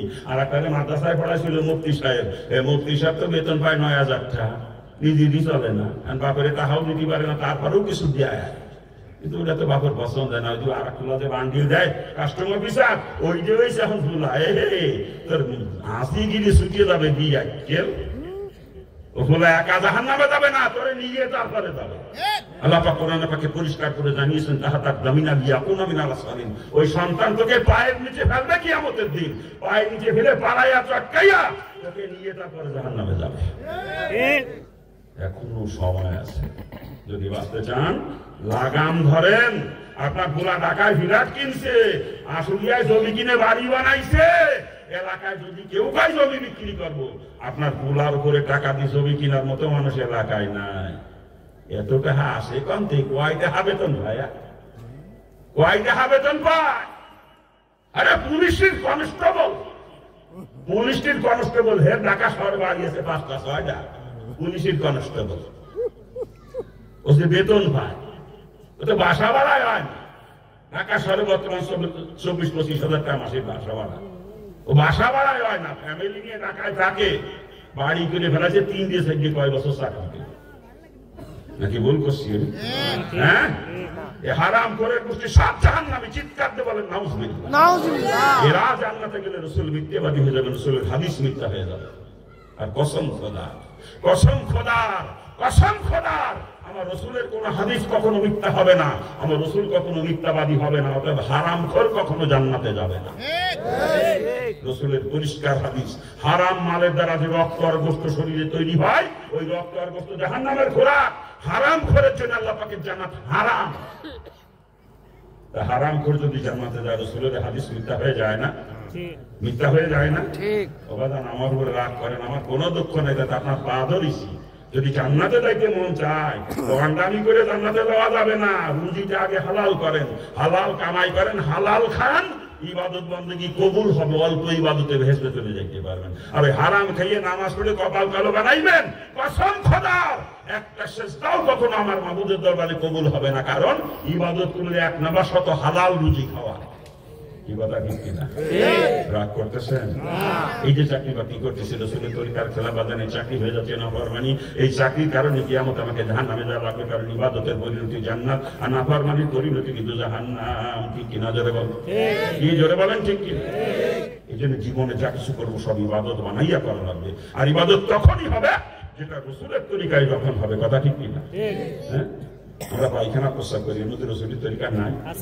ঘুমাই, ঘুমের মধ্যে রাসূলের তরিকা নাই?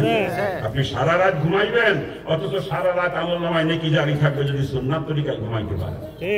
বিস্তারিত আলোচনা সব বিষয় নিয়ে করতে পারবো না, ওটা স্থানীয় ওলামায়ে কেরামদের উপর দায়িত্ব দিয়ে যাচ্ছি, তাদের কাছ থেকে জেনে নেবেন রাসূল কোন কাজ কিভাবে করেছেন আর আমার কিভাবে করতে হবে। ইবাদত তখনই হবে। কথা ঠিক কিনা? ঠিক। যারা বলেন ঠিক কিনা? স্থানীয় ওলামায়ে কেরামদের উপর দায়িত্ব দিয়ে যাচ্ছি, যে সমস্ত কাজ পায়খানা প্রস্রাব রাসূল কেমনে করেছেন আমার কেমনে করতে হবে। আমি খানা খাবো, রাসূল কেমনে খানা খাইছেন, আমাকে কেমনে খানা খাইতে হবে। খানা তো উনি বদল খায়, তাই না? মিস্টার বুশ খায় না? আপনার গোয়াল করে না মিস্টার কাউ? গরু, গরু হরিপদ খানা খেলে হরিপদ পেট ভরে, মিস্টার বুশ খানা খেলে বুশের পেট ভরে। আপনার গোয়াল করে না মিস্টার কাউ, অর্থাৎ গরু খানা খেলে গরুর পেট ভরে। কিন্তু আমি আব্দুল করিম খানা খেলে পেট ভরলে চলবে না, আমার খানা খাওয়া ইবাদত হতে হবে, কারণ মাওলা আমাকে সৃষ্টি করেছিল দিয়া বলুন খানা খাওয়ার জন্য, মাওলা আমাকে সৃষ্টি করে নাই। কথা ঠিক কিনা? জোরে বলেন, কি জোরে বলেন, ঠিক কি? তাহলে রাসূল খানা খাইছেন তো জীবনে? খানা খাওয়ার মধ্যে রাসূলের তরিকা আছে তো? আচ্ছা, রাসূল চেয়ার টেবিলে জীবনে কয়দিন খানা খাইছেন একটা কাম? হ্যাঁ, আপনাকে অধিকাংশ মুসলমানের করতে বর্তমান ডাইনিং সেট, আপনার চেয়ার টেবিল ছাড়া খাতেই পারেন না আপনারা। হ্যাঁ, সাধারণ পাবলিকের কথা কি করবো, টাইটেল বস মাওলানা, এই বিয়াক্কেলের ঘরেও ডাইনিং টেবিল, চেয়ার টেবিলই খানা খায়। আলেম হয়ে চেয়ার টেবিলই খানা খায়। আলেম নামের কলঙ্ক, কোনো জুতো দিয়ে সাইজটা দিবে তান্দুরি। বিয়াক্কেল সুন্নাত তরিকার খেলাফ চলতে পারে কোন আলেম, এ তো কল্পনাও করা যায় না। কথা ঠিক কিনা? ইন্নাল উলামা ওয়ারাসাতুল আম্বিয়া, নিশ্চয়ই ওলামায়ে কেরাম নবীদের ওয়ারিস। কথা ঠিক কিনা? জোরে বলেন। আলেম হয়ে সুন্নাত তরিকার খেলাফ কেমনে চলতে পারে? আমার বেরেনে ধরে না, এটা আমার বেরেনেই ধরে না। ওয়াজ করতে গেছি হাজী সাহেবের ঘরে খানা, চেয়ার টেবিল খানা। আমি হাজী সাহেব, আমি তো চেয়ার টেবিল খাই না, আমার সমতল জায়গায় দিতে চেয়ার টেবিল খানা খাওয়া তো জায়েজ। এটা খ্রিস্টানদের তরিকা, খ্রিস্টানদের তরিকা। সুন্নাত তরিকা হলো যেই লেভেলে বসবেন ওই লেভেলে প্লেট রেখে খানা খাইতে হবে, বসার এবং প্লেট রাখার লেভেলটা সমান হতে হবে। টেবিলে খাওয়া যায়, টেবিলের উপর উঠে বসতে হবে। টেবিলে খাওয়া যায়, টেবিলের উপর উঠে বসতে হবে, যাতে বসার আর প্লেট রাখার লেভেলটা সমান হয়। কি উপায় তো থাকে না, বাধ্য হয়ে আমারও তো খাওয়া লাগে হোটেলে। আমি তো সফরে থাকি সবসময়, হোটেলে তো আমারও মাঝে মাঝে খাওয়া লাগে। কি করবো তখন? ওই যে আমি এমনি পাহাড়টাও গুছায় গুছিয়ে আমি বসি, আর টেবিলের তো আমার পকেটে রুমাল থাকে, রুমালটা প্লেটের তো রুমালটা দিয়ে দস্তরখানা বানায়নি, কিন্তু এই প্লেট যে লেভেলে রাখতে এইটা তো আর হয় না ওটা। কি করবো? এজন্য সিস্টেম পরিবর্তন হওয়া দরকার, দেশের সিস্টেম। কথা ঠিক না? ধরে বলে সিস্টেম পরিবর্তন হওয়া দরকার। কিন্তু আমি বাড়িতে তো সুন্নাত তরিকা খাইতে পারি, বাড়িতে সে একটা বিড়ি খাবো আমি, হ্যাঁ?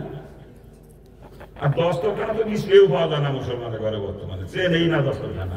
এক কমই আমার দেশে দস্তরখানায় খানা দেয় মাঝে মাঝে, আর তবলিগের খাঁটি মোবাল্লেগ যে তার ঘরে মাঝে মাঝে দস্তরখানায় খানা দেয়, আর সব মনে হয় খাঁটি মুজাহিদের ঘরে দস্তরখানা পাওয়া যায়। কি কথা ঠিক না? কিন্তু আমল নাই, আমল নাই। তবলিগি যখন সিল্লায় যায় 3 দিনে যায়, তখন ঠিকই দস্তরখানা খানা খায়, বাড়ি আসলে এক ব্যাগ তেলের হুঁশ থাকে না। কি কথা ঠিক কিনা?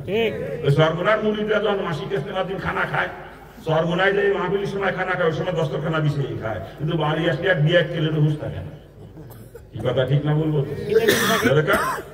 আল্লাহ পাক আমাদের জোরে কর না আমি অথচ দস্তরখানার ভিতরে রুজির বরকত, আজকে হাই উতাস করি, অভাবই দূর হয় না, পেরেশানি দূর হয় না। লক্ষ লক্ষ টাকা ইনকাম করতেছে প্রতি মাসে, অথচ পেরেশানি দূর হয় না, রুজির মধ্যে কোনো বরকত নাই। আর ওই যে কওমি মাদ্রাসার হুজুর বেতন দেন 7,500, কয় হাজার? 7,500, 7,000 ধরে বেতন দেন 7,500, কিন্তু সংসার হাসিয়ে খেলে চলতেছে। আপনি কয়টা পোশাক করেন? আপনার একটা জামা কিনতে লাগে 150 টাকা, আর মৌলানা সাহেবের একটা পাঞ্জাবি মানতে মুসলি দিয়া লাগে 400 টাকা। দেখেন দিয়ে পাঞ্জাবি কয়টা আছে? কি কথা কর না কেন? এটা কয় বরকতের নাম কি? বরকত। আর রুজির বরকত দস্তরখানা নাম। এই দস্তরখানা চেনো না মুসলমান। ওয়াজ করতে গেছি, মৌলানা সাহেবের ঘরে খানা, দস্তরখানা ছাড়াইতেছে খাতে। আমি কিন্তু কে দস্তরখানা লাগেছে, দৌড়ে যাক নাক পোষা গামছায় নিয়ে গেছি। মৌলানা সাহেবের ঘরে দস্তরখানা নাই, চিন্তা করতে পারে? ওটা বলে আলেম, আলেম নামের কলঙ্ক। কি কথা কর না? জোরে বলেন ঠিক কি না? আল্লাহ পাক সকলকে বুঝদান করুন। প্রত্যেকটা সেক্টরে রাসূলের তরিকা আছে, সব জায়গায় আছে। রাজনীতির মধ্যে মানে রাসূলের তরিকা আছে, এই জায়গাও আছে। রাজনীতিও করেছেন রাসূল, রাসূল শুধু রাজনীতি করেছেন তা না, রাসূল রাষ্ট্রপ্রধানও ছিলেন। কিন্তু রাসূল একা নন, রাসূলের সব থেকে কাছের 4 জন মানুষ হযরত আবু বকর, হযরত ওমর, হযরত ওসমান, হযরত আলী রাদিয়াল্লাহু আনহুমা, 4 জনই রাষ্ট্রপ্রধান ছিলেন। ঠিক কি না? রাজনীতি রাসূলও করেছেন, সাহাবায়ে কেরামও করেছেন। ঠিক না? কিন্তু আমাদের দেশের মানুষের ধারণা কিছু, হুজুর বাবা রাজনীতি করবে কে? হুজুর আল্লাহ বিল্লাহ করবে, দাওয়াত খেয়ে ভাত জ্বলে বেড়াবে, আর রাজনীতি করবে যত দাঁড়ায় মুতার গোষ্ঠী আর তারই কামানো দল নাকি? ওলামায়ে কেরাম আগে রাজনীতি করবে। ইন্নাল উলামা ওয়ারাসাতুল আম্বিয়া, ওলামায়ে কেরাম নবীদের ওয়ারিস। যেই কাম নবী করছে ওই কাম আলেমরাই আগে করবে। রাজনীতি রাসূল করে নাই, অতএব আলেমরা আগে রাজনীতি করবে। যেই বিয়াক্কেল রাজনীতি করে না, ওরে আলেম কলিও গুনাহ হবে, আলেম নামের কলঙ্কের বদমাইশ।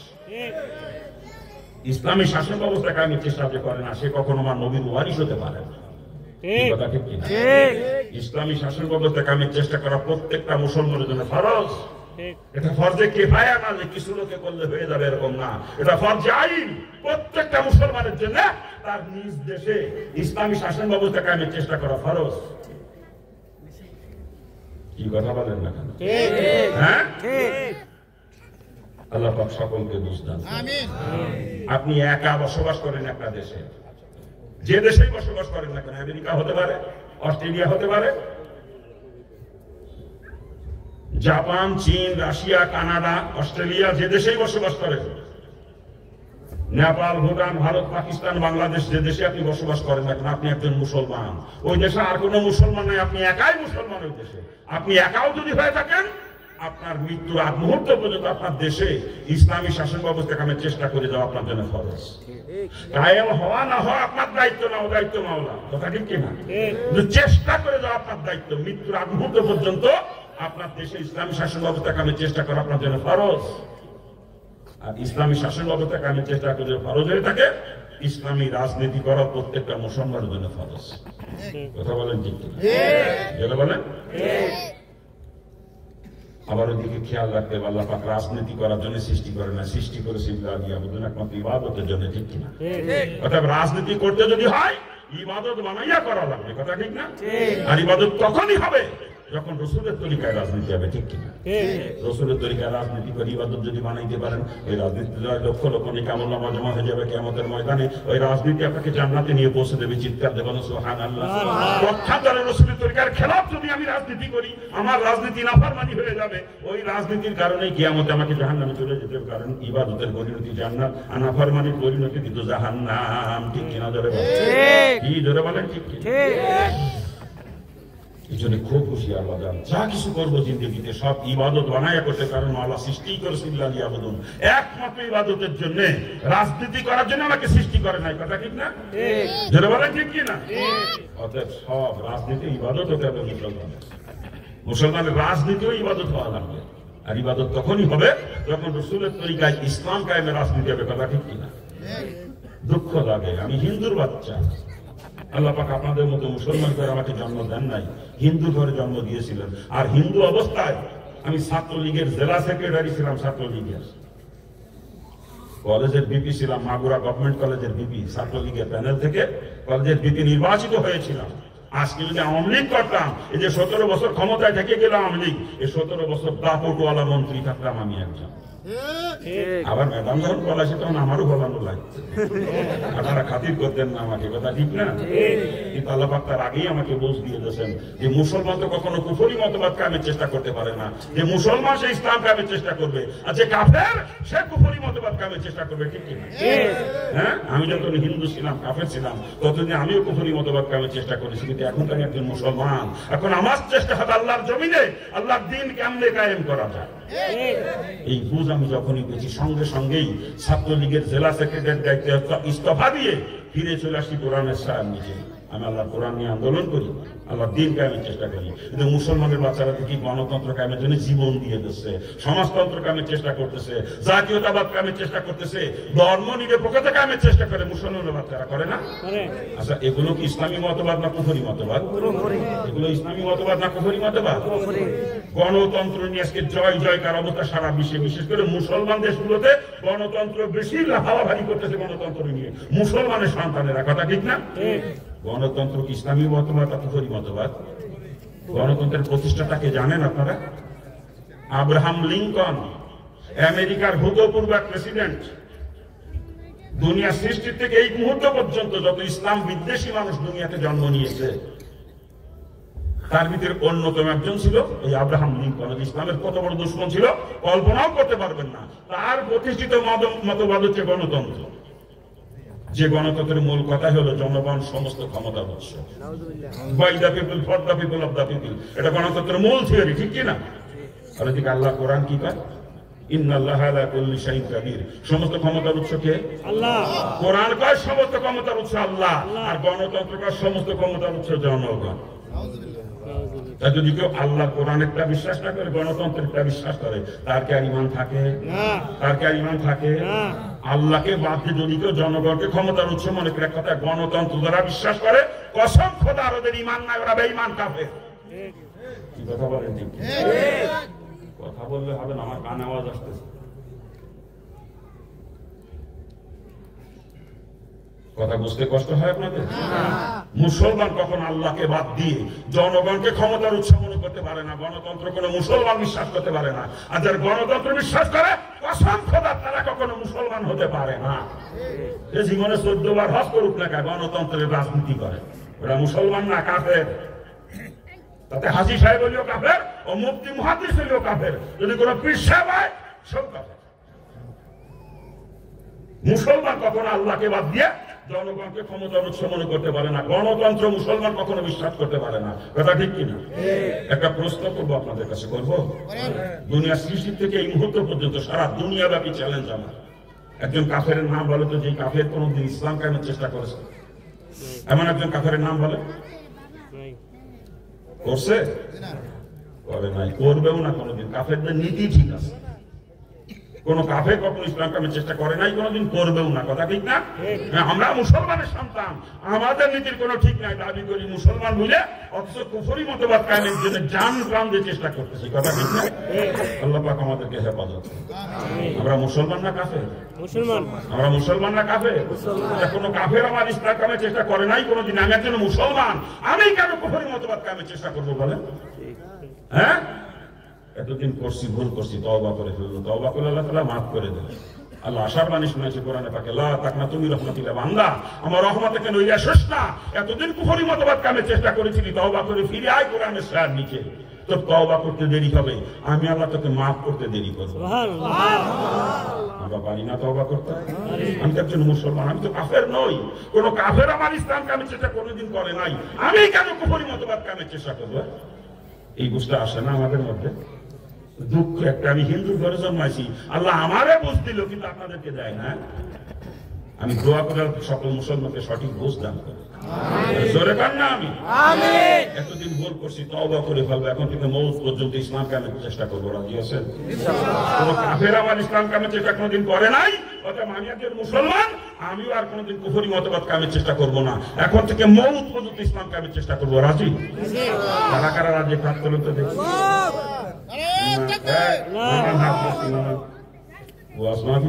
খালি হাত না, সুযোগ পালি আউট হয়ে যাবেন ইসলামের পক্ষে। যখন ভোট কেন্দ্রে ভোট দিতে যাবেন, ও জায়গায় ইসলামের পক্ষে দেবেন না, ও জায়গা ঠিকই গণতন্ত্রের পক্ষে না, সমাজতন্ত্রের পক্ষে না, ধর্মনিরপেক্ষতার পক্ষে না। কি করে? হ্যাঁ, ও আসমাফিল ইসলামের উপর খাত তুলে স্লোগান দেয়, আর ভোট কেন্দ্রে সেই ইসলামের বিপক্ষে সিল মারে। ওগুলো তো তাজা মুনাফিক, একেবারে তাজা মুনাফিক। মুনাফিকের চরিত্রই হলো কখনো ইসলামের পক্ষে, কখনো বিপক্ষে। এটা মুনাফিকের চরিত্র। কথা ঠিক না? আব্দুল্লাহ বিন উবাই রইসুল মুনাফিক, মুনাফিকদের সর্দার ছিল আব্দুল্লাহ বিন উবাই। একেবারে মসজিদে নববীতে রসুলের পিছনে দাঁড়িয়ে, প্রথম কাতারে রসুলের সোজা দাঁড়িয়ে অধিকাংশ সময় জামাতে নামাজ পড়তো আব্দুল্লাহ বিন উবাই। যতক্ষণ রসুলের দরবার থাকছে ইসলামের পক্ষে ওরে স্লোগান দিয়েছে, জয় জয়কার স্লোগান। কিন্তু যেই রসুলের দরবার থেকে বের হয়ে গেছে, অমনি পিন লাগানো শুরু করছে, কেমনে ইসলামকে ধ্বংস করা যায়। এটা মুনাফিকের চরিত্র, কখনো ইসলামের পক্ষে কখনো বিপক্ষে। কথা ঠিক না? আর যে মুমিন সদা সর্বদা সে ইসলামের পক্ষে থাকবে। ঠিক কিনা? যারা বলেন ঠিক কিনা? আমরা মুমিন না মুনাফিক? আমরা মুমিন না মুনাফিক? যদি মুমিন হয়ে থাকি সদা সর্বদা ইসলামের পক্ষে থাকতে হবে। ও আসমাফুল ইসলামের পক্ষে হাত তুলে স্লোগান দিতে হবে, ভোট কেন্দ্রে যাও ইসলামের পক্ষে সিল মারতে হবে, তবেই আমি মুমিন। ইসলামের পক্ষে আর ভোট কেন্দ্র ইসলামের বিপক্ষে সিল মারবো, আমি তাজা মুনাফিক, একেবারে তাজা মুনাফিক। কি কথা কান? ঠিক জোরে বলে ঠিক। আল্লাহ পাক সকলকে বুঝলাম। জোরে কান না লোকে বাসা না, যদি কবুল হয়ে যায় কার বাদ দেখছে? আচ্ছা, আল্লাহ আমারে কবুল করছে হিন্দু ঘরে পাঠাইয়া, আপনাদের খেলা পারে না? আপনি মুসলমানের সন্তান, আপনাকে পারে না? আমি যাও কইতেছেন না, ব্যাপার কি? নাকি কবুল হইলে সমস্যা আছে? হ্যাঁ, আমি লোকের বাসা না, কোন কাদার মুসলমান চিন্তা করেন। আফসোস আফসোস। যে কথা বলতেছিলাম রাজা, রাজনীতি রসুলের তরিকায় করে ইবাদত বানাইতে, কারণ মাওলা রাজনীতি করার জন্য সৃষ্টি করে না, সৃষ্টি করেছে ইল্লা লিয়াবুদুন, একমাত্র ইবাদতের জন্য। ঠিক কিনা? যারা বলেন ঠিক কিনা? যদি রসুলের তরিকায় রাজনীতি করে ইবাদত বানাইতে পারেন, ওই রাজনীতি দ্বারা লক্ষ লক্ষ নাকি আপনার আমল নামা জমা হয়ে যাবে কিয়ামতের ময়দানে। ওই রাজনীতি আপনাকে জান্নাতে নিয়ে পৌঁছে দেবে। চিৎকার দেবেন সুবহানাল্লাহ। রসুলের তরিকার খেলাফ যদি রাজনীতি করি, শেখ মুজিবের তরিকায়, জিয়া রহমানের তরিকায়, এরশাদের তরিকায়, আব্রাহাম লিঙ্কনের তরিকায়, লেনিন কালমার্ক্স মার্কসের তরিকায়, মহাত্মা গান্ধীর তরিকায়, জওহরলাল নেহরুর তরিকায় যদি আমি রাজনীতি করি, আমার রাজনীতি হয়ে যাবে নাফরমানি। ওই রাজনীতির কারণে কিয়ামতে আমাকে জাহান্নামে যাওয়া লাগবে, কারণ নাফরমানির পরিণতি হচ্ছে জাহান্নাম। কথা ঠিক কিনা? জোরে বলে। এভাবে জিন্দগির প্রত্যেকটা কাজ ইবাদত বানায় করতে হবে। কথা ঠিক না? আমরা বিয়ে শাদী যা করতেছি, বিয়ে শাদীর মধ্যে রসুলের তরিকা নাই? রসুল বিয়ে শাদী করছেন না? একটা দুইটা না, 13টা পর্যন্ত রেওয়ায়েত আসছে রসুলের বিবাহের, 13টা পর্যন্ত। তবে 9টা রেওয়ায়েত বেশি জোরালো, এই জন্য আমরা 9টার পক্ষে। কথা বলবেন না, চুপ করে শোনেন। আমাদের সমাজে একাধিক বিবাহ করলে মানুষ আর দেখতে পারে না। তারা কি কথা ঠিক না? যারা একাধিক বিবাহ করার কারণে সমালোচনা করছেন, তাদের ঈমান নাই, কিন্তু তওবা করে নতুন করে কলমা করে ঈমান আনেন। রসুল জীবদ্দশায় যত কাজ করেছেন, একটা কাজকেও অপছন্দ যদি করেন, আপনি কাফের, আপনার ঈমান নাই। কি বলেন? রসুল যা কিছু জীবনে করছে সব আমরা করতে পারবো না, আমাদের পক্ষে করা সম্ভব না। কিন্তু রাসূল যেই কাজগুলো করেছেন, ওর একটা কাজকেও, যত ছোট কাজই হোক না কেন, একটা কাজকেও যদি আপনি অপছন্দ করেন, আপনি কাফের হয়ে গেছেন, সাথে সাথে আপনার ঈমান নাই। রাসূল একাধিক বিবাহ করছেন না? আমাদের সমাজের কি দোষ জানেন? ঘরে বউ একটা আছে, সুন্দরী বউ, এই একটাই হয় না, ওই যে তুই বেটির কাছে, ও বেটির কাছে যে জিন্দেগি শেষ করতেছে, কথা ঠিক না? কিন্তু যদি বিয়ে করে একটা, এই তখনই জ্বালা, এ জায়গা ও জায়গা জিন্দেগি বরবাদ করতে পারে। কিন্তু বিয়ে করলে এই সমাজে সমালোচনা শুরু হয়ে যায়। আর ও যে আকাম করিবার আছে দুনিয়া ভরিয়ে বেটি সে বেটির সাথে, এইটা নিয়ে কোনো সমালোচনা করে না। যেই বিবাহ আরেকটাকে করে অমনি সমালোচনা ঝড় হয়ে যায়। হ্যাঁ, একাধিক বিবাহ 4টা পর্যন্ত জায়েজ করেছেন শরীয়ত, কথা ঠিক না? 4টা পর্যন্ত বিবি রাখতে পারবে একজন মুসলমান। তবে বিবিদের মধ্যে সমতা বজায় রাখতে হবে। যদি সমতা বজায় রাখতে না পারেন, 1 চোখা হন, তাহলে কিন্তু আপনার বিপদ আছে। 1 চোখা যদি হন, সমতা বজায় রাখতে না পারেন, আপনার দ্বিতীয় বিবাহ করা ঠিক না। কি কিন্তু উভয় বিবির মধ্যে সমতা বজায় না রাখতে পারলে দ্বিতীয় বিবাহ করবেন না। কিন্তু দ্বিতীয় বিবাহ যদি কেউ করে, সমতা বজায় রাখতে পারে, দ্বিতীয় বিবাহ করছে বলে তার সমালোচনা করবেন, আপনার ঈমান চলে যাবে, সাথে সাথে আপনি কাফের হয়ে যাবেন, সাথে সাথে। কথা বুঝতে কষ্ট হয়? বুঝতে কষ্ট হয়? হ্যাঁ, না। সুন্নাত তরিকার খেলাফ কোন আমল মাবুদের দরবারে কবুল হয় না, কথা ঠিক না? আপনি নামাজ পড়েছেন, সুন্নাত তরিকার খেলাফ নামাজ হয়েছে? রোজা রেখেছে, সুন্নাত তরিকার খেলাফ রোজা হয়েছে? জবাব দেন নাকি? আপনারা বোঝা না? হ্যাঁ, ঠিক তদ্রুপ আপনি বিয়ে করেছেন সুন্নাত তরিকার খেলাফ, আপনার বিয়ে হয় নাই, কসম খোদার আপনার বিয়ে হয় নাই। কারণ সুন্নাত তরিকার খেলাফ কোন আমলই আল্লাহ পাকের দরবারে গ্রহণযোগ্য নয়।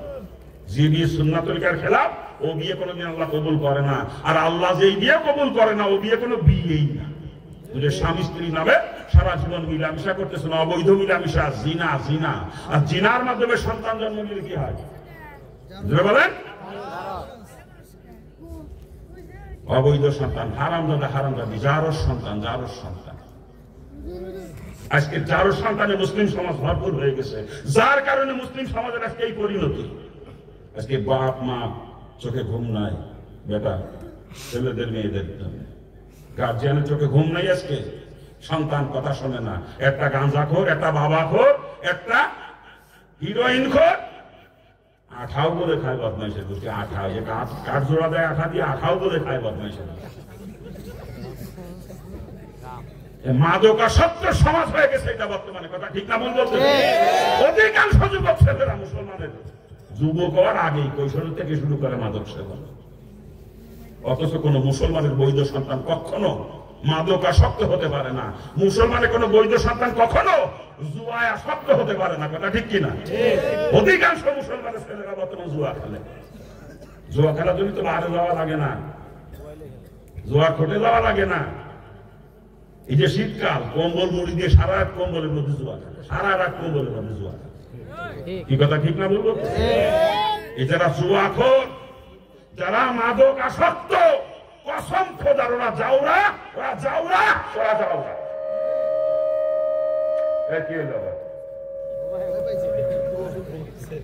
মুসলমানের বৈধ সন্তান কখনো মাদক আসক্ত হতে পারে না, জুয়ায় আসক্ত হতে পারে না।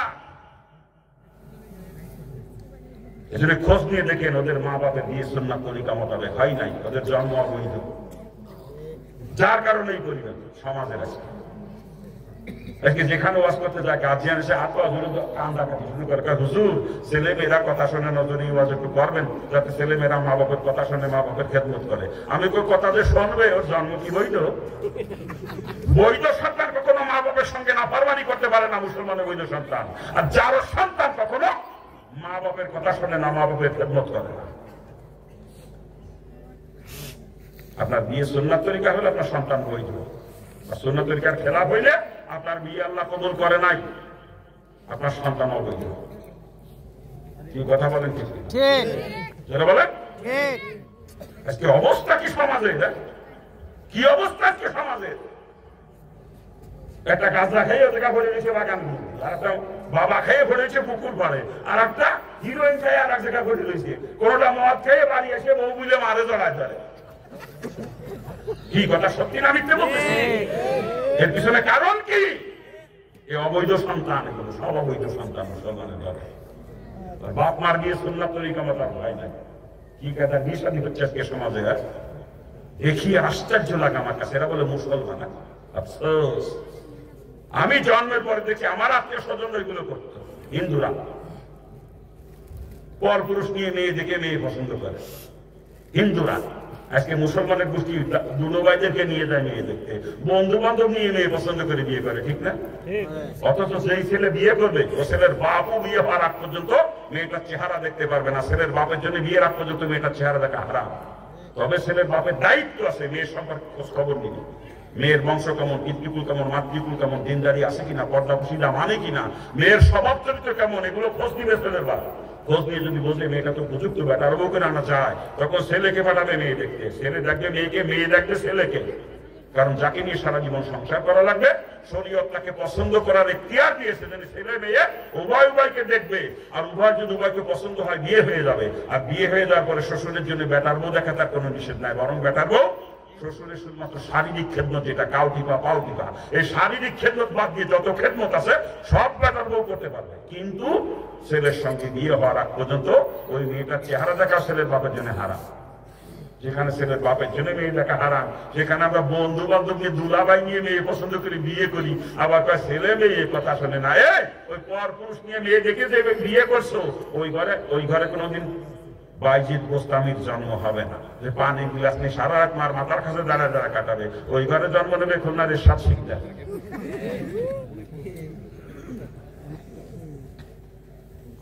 খারাপ লাগতেছে নাকি? হ্যাঁ, আফসোস, আমার এলাকায় বর্তমানে মুসলমানের বিয়ে যৌতুক ছাড়া হয়ই না। যৌতুক ছাড়া মুসলমানের বিয়ে হচ্ছে না আমার এলাকায়। আপনার এলাকার মানুষ ভালো আছে, এরা বিয়েতে যৌতুক নেয় না, দেয় না। অথচ মুসলমানের বিয়েতে যৌতুক দেওয়াও হারাম, নেওয়াও হারাম। শুয়োরের গোশত খাওয়া মুসলমানের জন্য যেরকম হারাম, যৌতুকে টাকা খাওয়া সেই রকম হারাম। বরং শুয়োরের গোশত খেলে খালি হারাম খাওয়ার গুনাহ হয়, আর যৌতুকে টাকা যে খাইতেছি আমরা, ও টাকা তো হারামই। সাথে সাথে মেয়ের বাপের উপর জুলুম করা হইতেছে, হারামও খাইলাম, জালেমও হইলাম। আর শুয়োর খালি খালি হারাম খাওয়ায় তো জালেম হইতাম না। কত বড় জুলুম একটু চিন্তা করেন। একটা মেয়েকে জন্মের থেকে শুরু করে বিয়ের উপযুক্ত হওয়া পর্যন্ত লালন পালন করতে মেয়ের বাপের কলিজা ফেটে যায়। আজকে তার ওই কলিজা টুকরা তার নয়নের পুতুলি আমার দিয়ে দেয়, তা তোমার কলিজা বলে না, দাবি করে মরণ, সাইকেল, চাকরি। ওরে ঠেলা। বরং উচিত ছিল যে বেচারা এতকাল আমার স্ত্রীকে লালন পালন করেছে, এতকাল আমার বেটার বউকে মানুষ করেছে, বিনিময়ে মেয়ের বাপকে আরো কিছু দিয়ে আসা দরকার ছিল, ঠিক না? তা তো দেবেই না। ওইটা দাবি করে আমার ভুল, আরে বিদেশ পাঠাতে কুইয়েতে বিয়ে করে যৌতুক হিসেবে কুইয়েত যায় বদমাইশ। যৌতুক নিয়ে বিয়ে করা বা ছেলে মেয়ে কথা শুনে নেই, বিয়ে কেল। ওই ঘরে রাবেয়া বস্তির জন্ম হবে না কোনোদিন, ওই ঘরে জন্ম নেবে তসলিমা নাসরিন। যৌতুক নিয়ে যারা বিয়ে করছে। আবার বর্তমান মুসলমান বিয়েতে গায়ে হলুদ আপনার এলাকায় দেয় না, আমার এলাকায় দেয় দেখছি। অথচ মুসলমানের বিয়েতে গায়ে হলুদ দেওয়া হারাম, হারাম, হারাম। ওলামায়ে কেরাম আছে, জিজ্ঞেস করেন মাসালা। আমি বলতেছি না, ওলামায়ে কেরাম জিজ্ঞেস করেন, আপনাদের এলাকার আলেমদের কাছে জিজ্ঞেস করেন। এগুলো হিন্দুদের কাজ। আমি জন্মের পর থেকে দেখলাম আমার আত্মীয় স্বজন এগুলো করে, বিয়েতে গায়ে হলুদ দেয়, বিয়েতে যৌতুক নেয়, দল বল নিয়ে বেটা বেটি ছেলে যায় মাইয়ে দেখতে, এগুলো হিন্দুদের কাজ। আজকে ওই আমার তো মাঝে মাঝে আপনাদেরকে মুসলমান ভাবতে ঘৃণা লাগে আমার কাছে। কি এর মুসলমান আপনারা? ইসলাম তো আপনাদের বন্ধে নাই, খালি গরু খাইয়ে আসেনুর মাথাকে কি মুসলমান দাবি করেন না? ইসলাম নাই আপনাদের। আমি হিন্দুর বাচ্চা, আপনারা মুসলমানের সন্তান, আপনারা যা করেন এগুলো মেনে নিতে আমার কষ্ট হয়। মুসলমান এগুলো কি করে করতে পারে আমার মেনে ধরে না। মুসলমানের বিয়েতে যৌতুক চিন্তা করতে পারেন? আজি সাহেব তোলা বিয়েতে যৌতুক, আজি বলে এটা 1 নম্বরের 5 জি, ওরা যৌতুকের সাইজ কম। তবলিগের মোবাইলে কোলা বিয়েতে যৌতুক নেয়, সোয়ার মুনার মুরিদ গুলা বিয়েতে যৌতুক নেয়, বলে সোয়ার মুনার মুরিদে ওটা শয়তানের মুরিদ, সোয়ার মুনার মুরিদ। কি কথা কন না কেন? হ্যাঁ, ঠিক। আফসোস, আফসোস, যৌতুক নিয়ে বিয়ে করা বা ছেলে মেয়ে কথা শুনে যৌতুক নিয়ে বিয়ে করলে ওই ঘরে সরমুনার মরহুম পীর সৈয়দ ফজলুল করিম রহমতুল্লাহ জন্ম নেবে না, ওই ঘরে জন্ম নেবে শয়তান দেওয়ান থাকবে। খারাপ লাগে আপনাদের নাকি? হ্যাঁ, কি আলোচনা করবো? মুসলমানদের কোথায় আজকে? আমার মনে হয় হিন্দুদের থেকে 3 ধাপ নিচে নেমে গেছেন আপনারা হিন্দুদের থেকে। আপনাদেরকে মুসলমান ভাবতে ঘৃণা লাগে আমার কাছে মাঝে মাঝে। এগুলো মুসলমানের কাজ না, মুসলমান এগুলো কখনো করতে পারে না। কথা ঠিক কিনা? জোরে বলেন ঠিক কিনা? আবার নতুন বউ বিয়ে করে বাড়ি এনে বাসরাত্রি স্ত্রীর কাছে মাপ চায়, স্বামী স্ত্রীর কাছে মাপ চায়, বউ মাফ করে দাও, দেন মোহর মাপ চায়। আপনার এলাকায় চায় না, আমার এলাকায়। অথচ মোহরানা মাপ চাওয়ার কোন সুযোগই শরীয়তে দেয় নাই। স্ত্রীর মোহরানা আদায় করা ফরজ, মোহরানা পরিশোধ না করা পর্যন্ত স্ত্রীর কাছে যাওয়া হারাম। আর মাপ চেয়ে শেষ করে দিল কি? আর মাপ না চেয়ে তো উপায় নেই। দিয়া ক্ষমতা 10,000 ধরে 2 লাখ দেবো কম। আজকাল তো মোহরের ধরে 5 লাখ, 7 লাখ, 10 লাখ। মায়ের 80 লাখের ধরে দাও 10 লাখ, মায়ের তালাক দিতে না পারে। তালাক দিলে কোর্টে যে কেস করবো 2 লাখ 10 লাখ আদায় করে ছাড়বো। আর ছেলেরা চিন্তা করে দাদু পিছিয়ে ধরুক দিতে আমরা তো বউ তালাক দেবো না। তার মানে মুসলমানদের দ্বারা হয়ে গেছে তালাক দিলেই মোহরানা দিতে হয় নাকি? মুসলমান এই তালাক দিলে মোহরানা দিতে হয় না, বিয়ে করে আগে স্ত্রীর মোহরানা পরিশোধ করতে হয়, এরপর স্ত্রীর কাছে যাইতে হয়। সারা জীবন স্ত্রীর মোহরানা পরিশোধ করলাম না, সন্তান একটা জন্ম দিয়েই চলেছে, আবার কেউ ছেলে মেয়ে কথা শোনে না। আরে বিয়ে খেলে গোষ্ঠী ও মোহরানা পরিশোধ না করে যে সন্তান জন্ম দিয়েছেন ও কথা শুনবে, চিন্তা করেন কি করিয়া? ও জন্মই তো অবৈধ।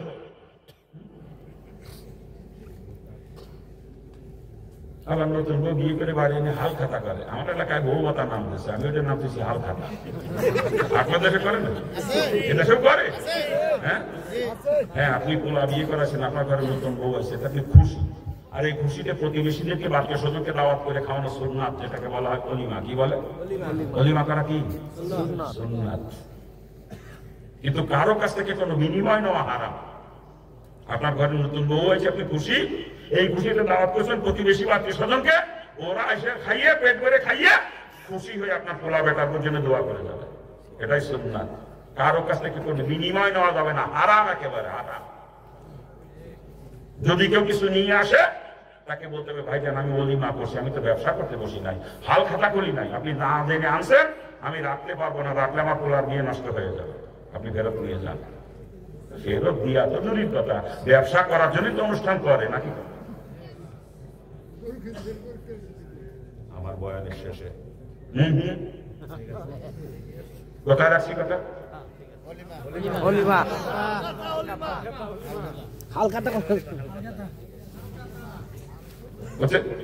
ফেরত দিয়া তো দূরের কথা, ব্যবসা করার জন্যই অনুষ্ঠান করে বর্তমানে, ঠিক না? নিজের কাছে টাকা নাই, বেড়া ক্ষেত্রে লোন চলে, গ্রামীণ ব্যাংকে তো লোন চলে। এমনকি আমি আমার এলাকায় দেখছি হিন্দুর কাছ থেকে সুদে টাকা অনুষ্ঠান করে, হিন্দুর কাছ থেকে। আল্লাহ মাফ করুক, আল্লাহ মাফ করুক। এগুলা যারা করে ওদের টাইটেল হিসেবে ডিজিটাল ভিখারি। এমনি তো ভিখারি মানুষের বাড়ি বাড়ি যে ভিক্ষে চায়, বাজারে দোকানে দোকানে ভিক্ষা চায়, কথা ঠিক না? আর ডিজিটাল ভিখারির গোষ্ঠী করে কি, মাসের দুধে খাওয়ার কথাকে দাওয়াত করে নিজের বাড়ি আনে, কৌশলে দাওয়াত করে খাওয়ার কথা পেয়ে নিয়ে দুধে খাওয়াই ঠিকই, খাওয়ানোর পরে তার সামনে থাল পাতানো, থালের মধ্যে কি ডাকি দিবা যা কি আসেনি আপনার এলাকা? সভাপতি এলাকা হয় নাকি? হ্যাঁ, ভিখারি গিয়ে কেউ লজ্জা করে না? মাসের দুধে খাওয়ার কথা পেয়ে দাওয়াত করে বাড়ি এনে যদি খাওয়ায়, থাল পাতা ভিখারির মতো। এই বিয়া কে তুই কাল খেতে থাল নিয়ে যে বসতে হয়েছে কোন জায়গা যান? আরে না, আমি নামলাম গাড়িতে, কোন জায়গা যান? লস্কর চালা যে শুধু রাস্তা হয়েছে, থাল দিয়ে বসতেন ভিখারির দাম। আমার সামনে কোনোদিন পড়লে আমিও থালের মধ্যে কিছু দিয়ে যাবো, লজ্জাও করে না। এইভাবে হাল খাতা করে বিয়ে কিছু একটা ছেলে মেয়ে কথা শোনে নাকি কায়দারে? আরো আছে ডিসস্যাটিসফাইড, বলবো না বাদ দেবো, বলবো না বাদ দেবো? যা আপনারা করেন তাই বলতেছি, বানোয়াট একটা কথাও বলি না কোনো। ছোটবেলায় দেখতাম হিন্দুদের বিয়েতে মাইক ভাড়া করে আনতো, ডেক্সেট আনতো, বিভিন্ন গান বাজনা হিন্দুদের বিয়েতে হইতো। বর্তমান হিন্দু বাড়ি আর তেমন একটা বাজে না, মুসলমান বাড়ির বক্সের গুতোই এলাকার মানুষ টিকতে পারে না, কথা ঠিক না? ডেক্সেট ভাড়া করে আনিয়ে চালায় কি জানেন? ডিজে ডিজে বক্সের বাড়ির গুতোই এলাকার মাটি থরথর করে কাঁপতে থাকে, কথা ঠিক না? এলাকার মানুষ রাত্রের মধ্যে ঘুমাইতে পারে না বক্সের গুতায়। এলাকার মানুষজন ঠিক মতো নামাজ কালামও করতে পারে না, ঠিক কিনা? জোরে বলেন ঠিক কিনা? আল্লাহ মাফ করুক, আল্লাহ মাফ করুক। যে বিয়ে এরকম গান বাজনা হয়, ওই বিয়ে আল্লাহ কোনোদিন কবুল করে না। ওই বিয়ে আল্লাহ কোনোদিন কবুল করে আবার ছেলে মেয়ে কথা শুনে ওই ঘরে ছেলে মেয়ে যে কয়টা জন্ম নেবে সব কয়টা জারুর সন্তান, সব কয়টা। এভাবেই চলবে মুসলিম সমাজ না পরিবর্তন আনা দরকার? এভাবেই চলবে হিন্দুদের মতো না পরিবর্তন আনতে হবে? আজকে যারা গার্জিয়ান আছেন, গার্জিয়ানদের পাও ধরেছি। কোন গার্জিয়ান ছেলে মেয়ে বিয়ে সুন্নাতের খেলা বাদ দিয়েন না আপনারা। যার সন্তান জন্মে সমাজে হাত দিয়েন না। আজকের মুসলিম সমাজে যার সন্তানে বোঝা বইতে বইতে এত ক্লান্ত আজকের মুসলিম সমাজ, পা ধরেছি। সুন্নাতের খেলা ছেলে মেয়েদের বিয়ে আর দিয়েন না। আর যারা যুবক আছে আজকের ময়দানে, এখন বিয়ে শাদী করো নাই, বাবারে তোমার পাও ধরেছি, তুমি অঙ্গীকার করেন একজন মুসলমান, আমি সুন্নাত তরিকার খেলাফ বিয়ে করবো না, যার সন্তানের জন্মদাতা আমি হব না। কি যুবক অঙ্গীকার করা যায় না? এখন যারা বিয়ে শাদী করেন নাই, সামনে করবেন, তাদেরকে বলতেছি, যুব সমাজকে অঙ্গীকার করেন যে আমি একজন মুসলমান, আমি সুন্নাত তরিকার খেলাফ বিয়ে করবো না, যার সন্তানের জন্ম আমি দেবো না। কি অঙ্গীকার করা যায় যুবকরা? কোন কোন যুবক অঙ্গীকার করতে পারে সুন্নাত তরিকার খেলাফ বিয়ে করবো না? হাত তোলো। কোন কোন যুবক সুন্নাত তরিকার খেলাফ বিয়ে করবো না? হাত তোলো।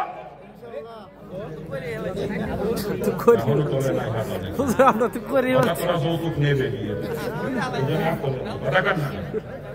হ্যাঁ, আল্লাহ পাক সকলকে বুঝ দান করুক। জোরে বলেন না আমিন? জোরে বলেন না আমিন? এই যে সমাজের অবস্থা, ছেলে মেয়ে কথা শোনে না, এর পিছনে 1 নাম্বার কারণ সুন্নাত তরিকায় মা বাপের বিবাহ না হওয়া, 2 নাম্বার কারণ হারাম খেয়ে সন্তান জন্ম দেওয়া, 3 নাম্বার কারণ বেপর্দা মহিলার গর্ভে সন্তান জন্ম নেওয়া, আর 4 নাম্বার কারণ সন্তানের প্রতি দায়িত্ব অবহেলা করা। আমরা সন্তানের প্রতি দায়িত্ব রাখি, আমাদের বিবিরাও তো বেপর্দা বেহায়া, ওদের গর্ভে নেক সন্তান কোনো জন্ম নেবে না। বেপর্দা মহিলার গর্ভে কখনো কোনো নেক সন্তানের জন্ম হয় না। আমরা হারাম খোর, অধিকাংশ হারাম খোর, হারাম খেয়ে সন্তান পয়দা করতেছি, হারাম খাইয়ে। তা হারাম দাদা হারামটা দিতে হবে। বিয়ে শাদী সুন্নাত তরিকায় হয় নাই, হারাম খোর, আমার বিবি বেহায়া বেপর্দা, আর সন্তানের প্রতি আমি দায়িত্বও ঠিক মতো পালন করি নাই।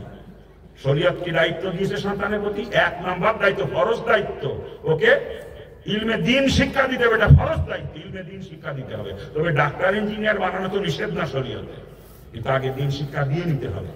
আল্লাহ রাসূল বলছেন তালাবুল ইলমি ফারিদাতুন আলা কুল্লি মুসলিমিন ওয়াল মুসলিমাত, মুসলমানের নর হোক আর নারী হোক, তার জন্য ইলমে দ্বীন শিক্ষা করা ফরজ। আর সন্তান ছেলে হোক আর মেয়ে হোক, তাকে ইলমে দ্বীন শিক্ষা দেওয়া ফরজ দায়িত্ব, মা বাবার প্রতি ফরজ দায়িত্ব। তবে সকাল থেকে যে মুফতি মুহাদ্দিস বানাইতে হবে এরকম না, কিন্তু ওটা ফরজে কিফায়া, 2-4 জন মুফতি মুহাদ্দিস সমাজে থাকলেই চলে যাবে। কিন্তু নিজের জীবন ইসলামের উপর চালানোর জন্য যতটুকু ইলমে দ্বীনের প্রয়োজন, কমপক্ষে এতটুকু ইলম শিখতেই হবে, প্রত্যেকটা ছেলে মেয়েকে শিখাইতেই হবে। কথা ঠিক কিনা? যাতে নিজে হারাম হালাল তমিজ করে চলতে পারে, শরীয়ত মোতাবেক জিন্দেগি চালাইতে পারে, কমপক্ষে এতটুকু ইলম প্রত্যেকটা ছেলে মেয়েকে শিক্ষা দিতে হবে। একটা ছেলে মেয়েকেও এই প্রয়োজনীয় ইলম থেকে বঞ্চিত যদি করেন, আপনি তার গার্জিয়ান, আপনি কিয়ামতের দিন ফরজ তরকের গুনাহগার হিসেবে জাহান্নামে চলে যাবেন, মনে রেখে দিন। আগে প্রয়োজন ইলম শিক্ষা দিয়ে না, এরপরে ডাক্তার বানান, ইঞ্জিনিয়ার বানান, শরীয়ত নিষেধ করে নাই। কিন্তু আগে ওকে মুসলমান বানাইয়া নেন, তাহলে ও ডাক্তার হবে। আর যদি মুসলমান না বানাইয়া ডাক্তার বানান, ওটা ডাক্তার হবে না, হবে কসাই। কি কথা কন না বলে? আগে মুসলমান বানান, এরপরে ইঞ্জিনিয়ার বানান। শরীয়ত নিষেধ করে, আপনার সামর্থ্য যদি কুলায় লন্ডন কেমব্রিজ বিশ্ববিদ্যালয় থেকে পিএইচডি করে আনবেন, শরীয়তে কোনো বাধা নিষেধ নাই। কিন্তু আগে ইলমে দ্বীন যতটুকু প্রয়োজন এতটুকু শিক্ষা দিয়ে নিতে হবে, তাতে ছেলে হোক আর মেয়ে হোক। আর প্রত্যেকটা মুসলমানের জন্য নর হোক আর নারী হোক, ইলমে দ্বীন অর্জন করা আল্লাহ পাক ফরজ করে দিয়েছে। কথা ঠিক কিনা? যারা বলেন ঠিক কিনা? যদি কমপক্ষে নুরানি 3 বছরের কোর্সটা কমপ্লিট করান প্রত্যেকটা ছেলে মেয়েকে। নুরানি 3 বছরের কোর্স কমপ্লিট করার পরে আপনি কি ক্লাস 5 এ ভর্তি করবেন একবারে, ওই 4 পর্যন্ত আর পড়া লাগবে না। 3 বছরের মধ্যে 4 পর্যন্ত বাংলা ইংরেজি অঙ্ক 3 বছরের মধ্যে কমপ্লিট হয়ে যাবে। তার নুরানি 3 বছরের কোর্স যদি কমপ্লিট করা, 3 বছরের কোর্স কমপ্লিট করে একবারে 5 এ ভর্তি হতে পারবে, কোনো সমস্যা নেই। এরপর আপনি ডাক্তার বানান, ইঞ্জিনিয়ার বানান, সামর্থ্য কুলালে কেমব্রিজ থেকে পিএইচডি করা নিয়ে আসেন, শরীয়ত এখানে কোনো বাধা নিষেধ করে নাই। কথা ঠিক কিনা? কিন্তু আগে ওকে মুসলমান বানায় নেন, প্রয়োজনীয় ইলম শিক্ষা দিয়ে নেন। আর যার ভিতরে প্রয়োজনীয় ইলম আছে সে কখনো মা বাবার সঙ্গে নাফরমানি করে না। কি কথা ঠিক কিনা? যারা বলেন এই যে আমার আগে নেতারা বক্তব্য দিল, বিএনপির বিভিন্ন নেতা, আজকে বৃদ্ধাশ্রম মোড়ে মোড়ে বৃদ্ধাশ্রম হইতেছে, বাপ মারে খোঁজ খবর নেয় না। কিন্তু একজন আলেম, একজন হাফেজ, একজন মুফতি মুহাদ্দিস কোনদিন তার বাপ মারে বৃদ্ধাশ্রমে দেশে একটা দেখাইতে পারবেন কোন প্রমাণ? এই জন্য আল্লাহ পাক আমাদের সকলকে বুঝলাম। আরে জোরে কান না আমি খারাপ লাগতেছে না?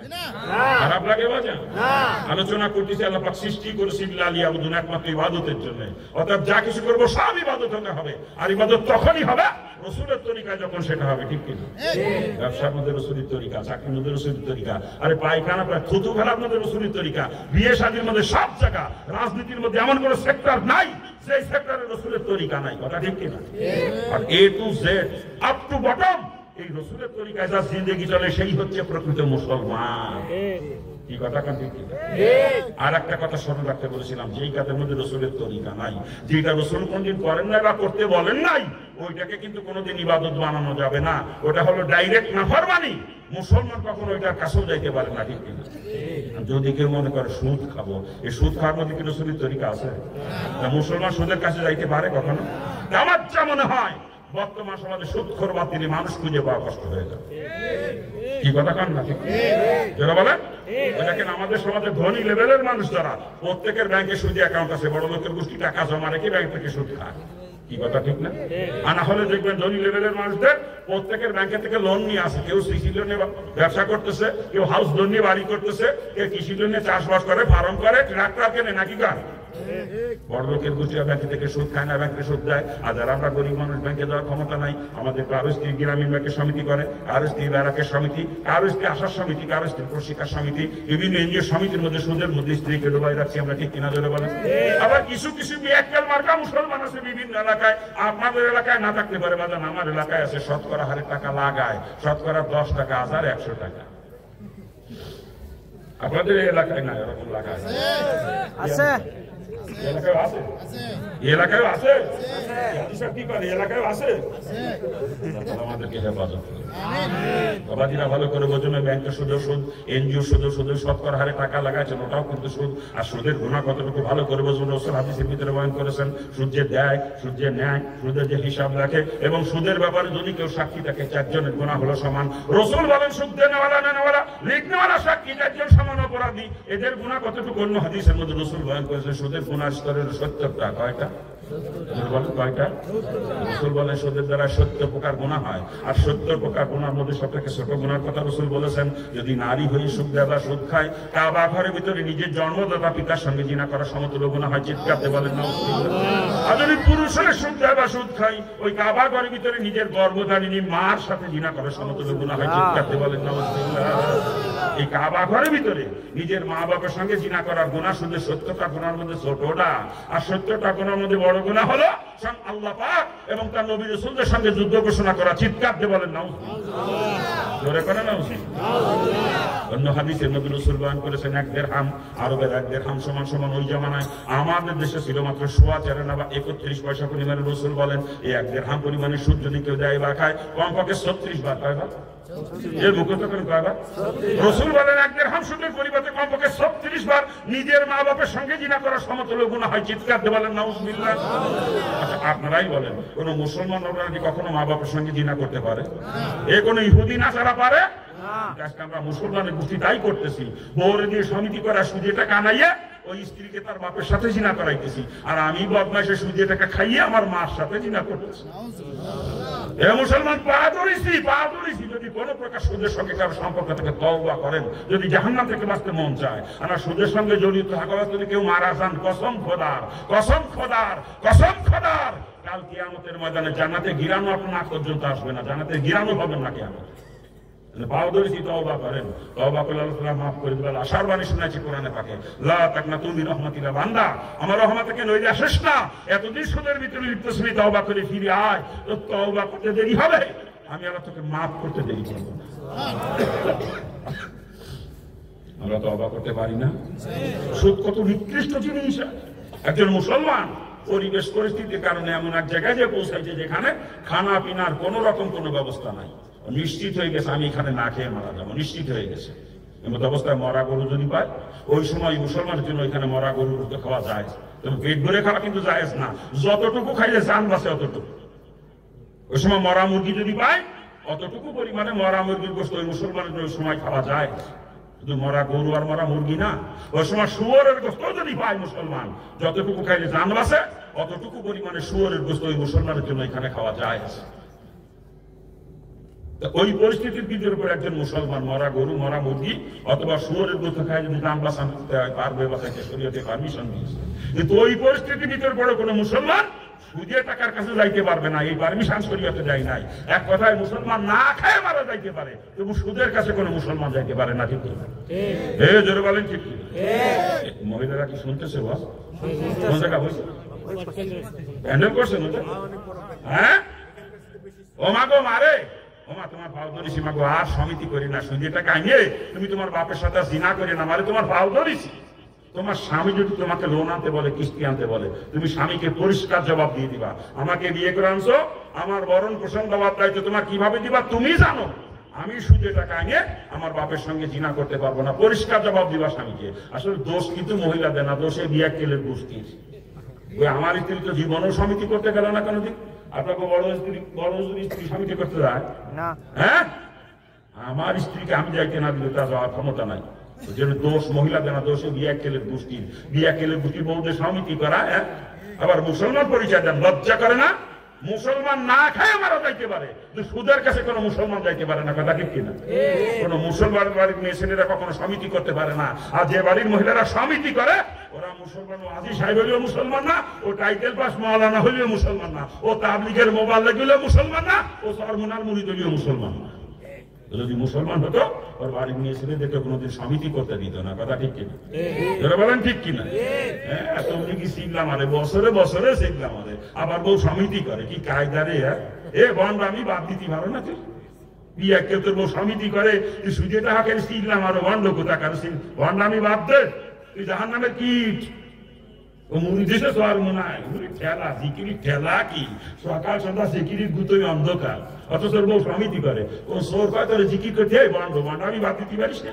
তোর বউ সমিতি করে, তুই সুদে টাকাকে জিকির কর, বিয়ে কেন ও বান্ধ আমি বাদ দে, ওগুলো জুতোদের ভিটামিন তৈরি, ও বান্ধ। আমি আবার তবলিগ করি, আবার সর মনার মুড়ি দেবো, এই জন্য গ্রুপে একটু বেশি সাইজ করি সবচেয়ে। কি কথা কর না কেন? হ্যাঁ, কি কায়দা রে! আল্লাহ তাআলা আমাদেরকে হেফাজত করুক, জোরে বলে না আমিন। আলোচনা করতেছি যেই কাজের মধ্যে আমার রাসূলের তরিকা নাই, ওইটাকে কোনোদিন ইবাদত বানানো সম্ভব না। ওটা হলো ডাইরেক্ট নাফরমানি, মুসলমানের কাছে কখনো যাইতে পারে না, ঠিক কিনা? জোরে বলে। যদি কেউ মনে করে বেপর্দায় চলবো, এর মধ্যে কি রাসূলের তরিকা আছে? মুসলমান কখনো বেপর্দায় চলতে পারে? কিন্তু বর্তমান সমাজে পর্দার বালাইও নাই, কইছে কিনা পর্দা নাই, প্রত্যেকের ঘরে জানলায় দরজায় পর্দা, কথা ঠিক না? আরে যে গরিব মানুষ ভ্যান চালায়, রিক্সা চালায়, পর্দা কিনে নিয়ে আসবে বাজারের থেকে, ভালো পর্দা, সেরকম ক্যাপাসিটি নাই। ওই লুঙ্গি পরে, লুঙ্গিটা ছিঁড়ে গেছে, ওই দিয়ে সিলাই করে জানলায় পর্দা লাগায়। কি কথা ঠিক না? পর্দা আছে, কিন্তু শরীয়তের পর্দার বালাইও নাই বর্তমান সমাজে, ঠিক কিনা? অথচ পর্দা শরীয়তের সব থেকে গুরুত্বপূর্ণ ফরজ পর্দা। নামাজ ফরজ, 24 ঘন্টার ভেতরে ঘন্টা খানিক নামাজ ফরজ, ঠিক না? 5 ওয়াক্ত ফরজ নামাজ 17 রাকাত, 17 রাকাত নামাজ পড়তে 1 ঘন্টা লাগে না, কম লাগে, সেখানে 1 ঘন্টা দোষী, 24 ঘন্টার ভিতরে ঘন্টা খানিক নামাজ ফরজ। রোজা ফরজ, 12 চাঁদের ভিতরে মাত্র 1 চাঁদ রোজা ফরজ। জাকাত ফরজ, মালদারের জন্য বছরে একবার জাকাত দেওয়া ফরজ। হজও ফরজ, মালদারের জন্য জীবনে একবার হজ করা ফরজ, ঠিক না? কিন্তু পর্দা 24 ঘন্টার জন্য ফরজ, 24 ঘন্টা। 1 সেকেন্ডের জন্য যদি বেপর্দা হয় কেউ, 1 সেকেন্ড, সাথে সাথে একটা কবিরা গুনাহ, সাথে সাথে একটা কবিরা গুনার নিম্নতম সাজা 7000 বছর জাহান্নাম। চিৎকার দিয়ে বলেন নাউজুবিল্লাহ। আরে জোরে করে নাউজুবিল্লাহ। এটা হলো পর্দার গুরুত্ব। আর পর্দার এরিয়া কতটুকু? যাকে বিয়ে করা হারাম তার সঙ্গে দেখা দেওয়া যায়, আর যাকে বিয়ে করা জায়েজ, বিয়ের আগ পর্যন্ত তার সঙ্গে দেখা দেওয়া হারাম। ওলামায়ে কেরাম আমাকে জিজ্ঞেস করেন মাসলা ঠিক আছে কিনা? কি বড় হুজুর ঠিক আছে?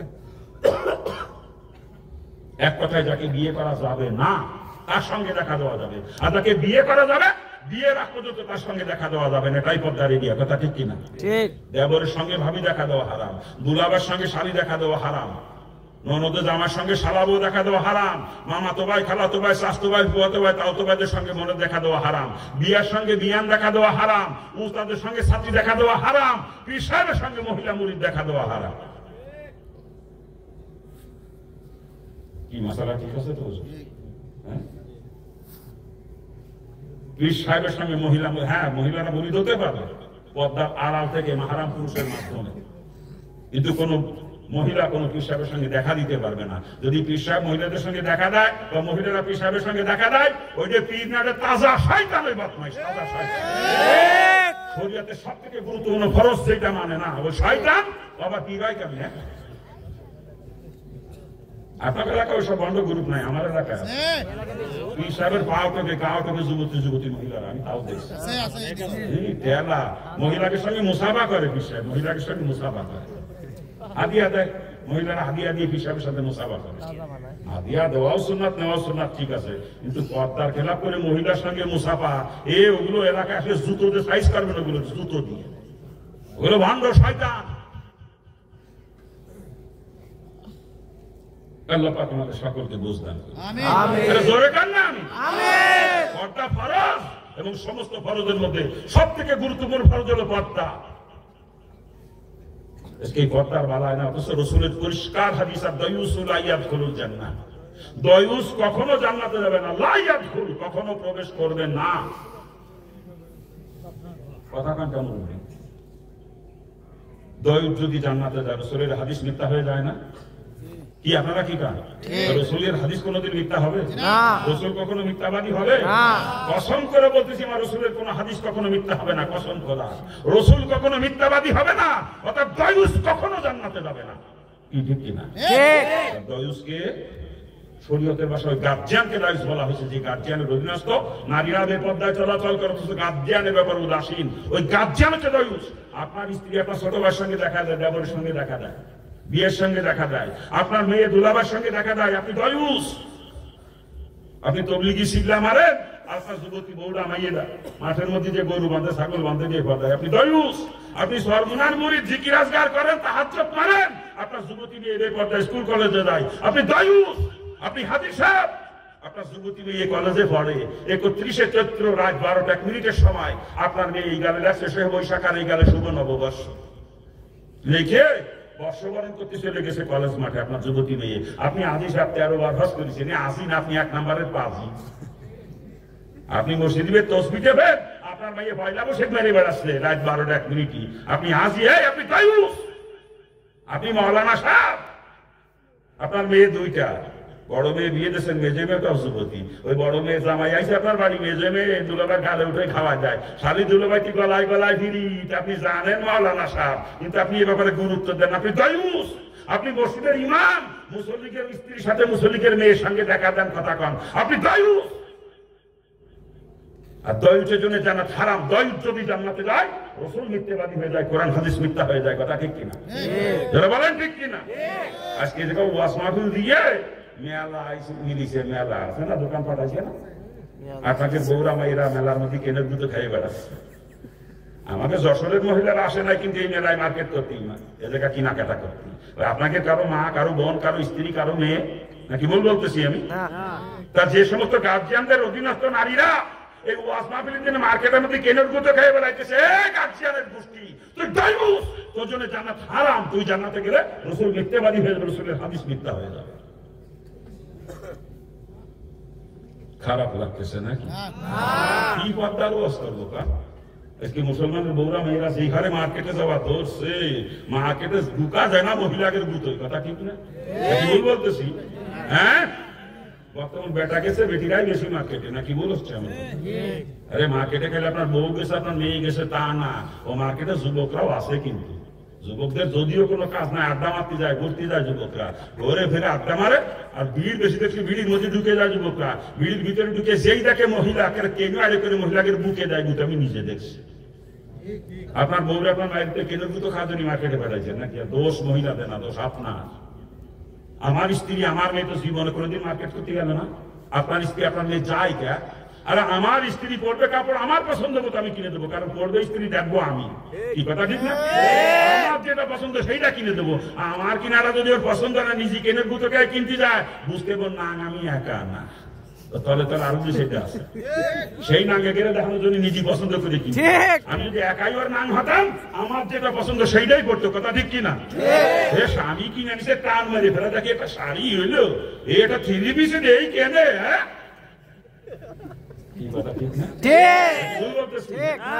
স্বামীর মার্কেট যেই মহিলার পছন্দ নয়, শয়তান বয়স মহিলা, এ ওই শয়তান মহিলা জাহান্নামের কীট। ও যত তাহাজ্জুদ গুজারি হোক, যত নফল রোজা রাখুক না কেন, ও জাহান্নামের কীট।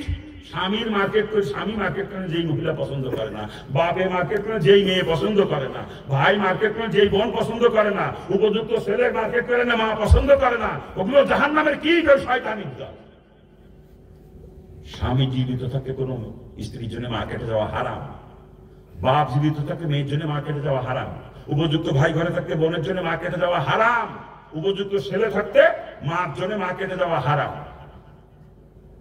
আজকে মহিলারা মার্কেটে যায়, আবার অনেকে কয় হুজুর আমার স্ত্রী তো বোরকা পড়ে যায়, বোরকা পড়ে গেলে সমস্যা আছে। যতই বোরকা পড়ে যায়, কেনার মতো মাপ নাই। কি কথা ঠিক না বলো? বলেন, যত বোরকা পড়ে যায় কেনার মতো মাপ নাই। আর বোরকা তো বড় ডাটে ডাটে বোরকা, বোরকা পরে যা ফুলটো ধুয়ে দেয়। কি কথা ঠিক না? নাকি বলতেছ? বোরকা পরে যা ফুলটো ধুয়ে দেয়। আবার তাকায় দিয়ে বোরকা পড়া মহিলা কপালে টিপু একখান আছে, যা ফুলটো দিচ্ছে এই যে কপালের মধ্যে টিপু একখান, মনে পাত্র জুতো খুঁজে ওর কপালে তুলে জুতো দিয়ে সাইজ করতে পারতাম শয়তানি রে। হ্যাঁ, এই টিপ ফোটার উৎপত্তি কথা থেকে জানেন না আপনারা? আল্লাহর খলিল ইব্রাহিম আলাইহিস সালামকে আগুনে ফেলানোর জন্য ইবলিসের পরামর্শ চড়ক গাছে চলেছিল আল্লাহ খলিলকে।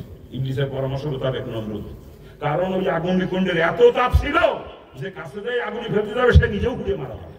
অনেক উপর দিয়ে পাখি উড়ে যাচ্ছিল, সেই পাখির ডানা ঘুরে ঘুরে যায় আগুনে, এত তাপ ছিল আগুনে।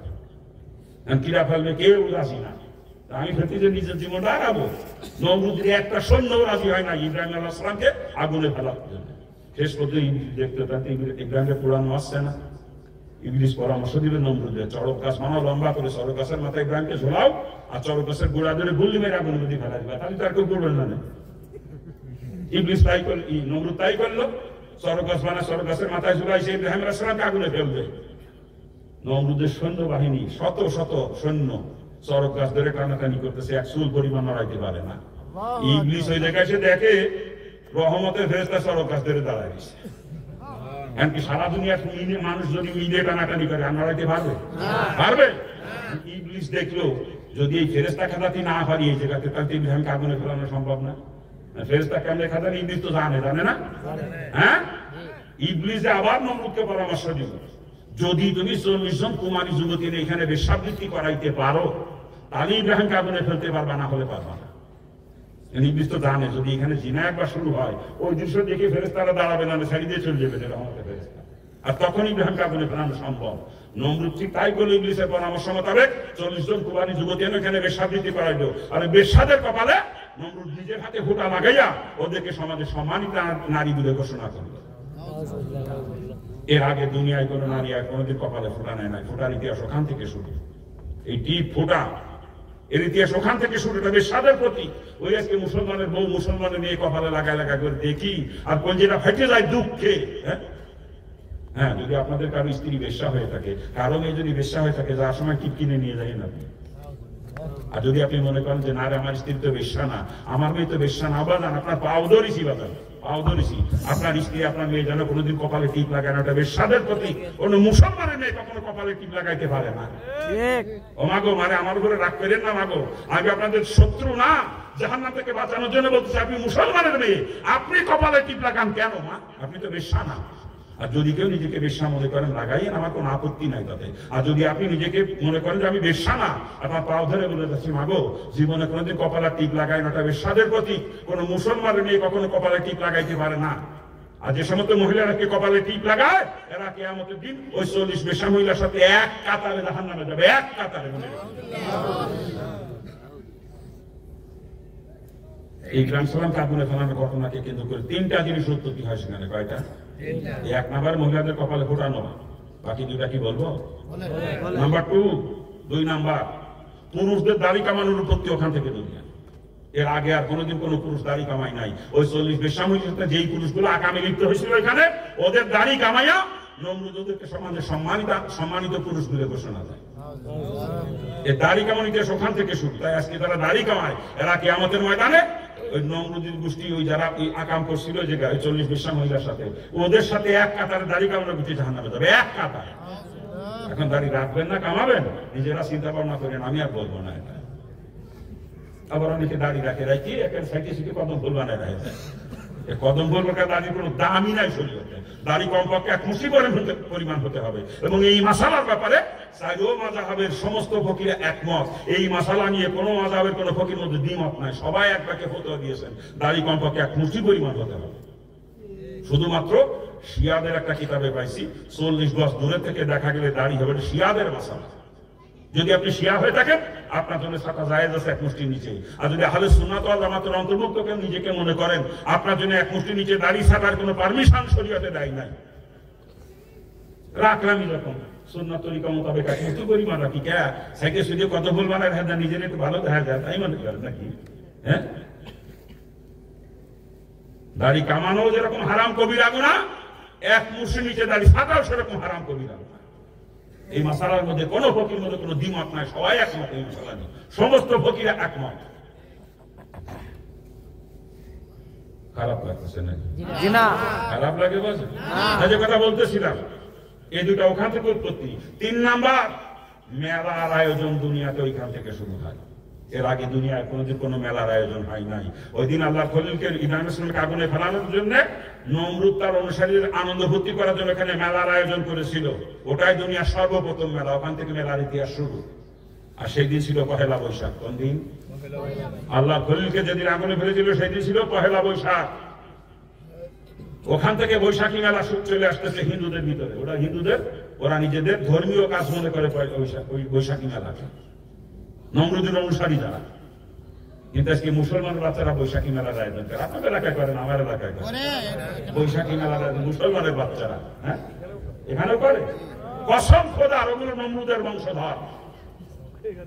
যারা ইব্রাহিম আলাইহিস সালামের বংশধর, যারা মুসলমান, তারা কখনো পহেলা বৈশাখের এই বৈশাখী মেলার আয়োজন করতে পারে না। এই মুসলমানরা তো পহেলা বৈশাখে কাইন্দে জারে জার হয়ে যাবে। আজকের দিনে আমার জাতির পিতাকে, ইব্রাহিম সালাম আমাদের জাতির পিতা না? এটা আমার ঘোষণা না, আল্লাহ পাক কোরআনে ঘোষণা দিয়েছেন, মিল্লাত আবিকুম ইব্রাহিম ওয়া সাম্মাকুমুল মুসলিমিন। মুসলমান জাতির পিতা হলো ইব্রাহিম আলাইহিস সালাম। কথা ঠিক কি না? ঠিক।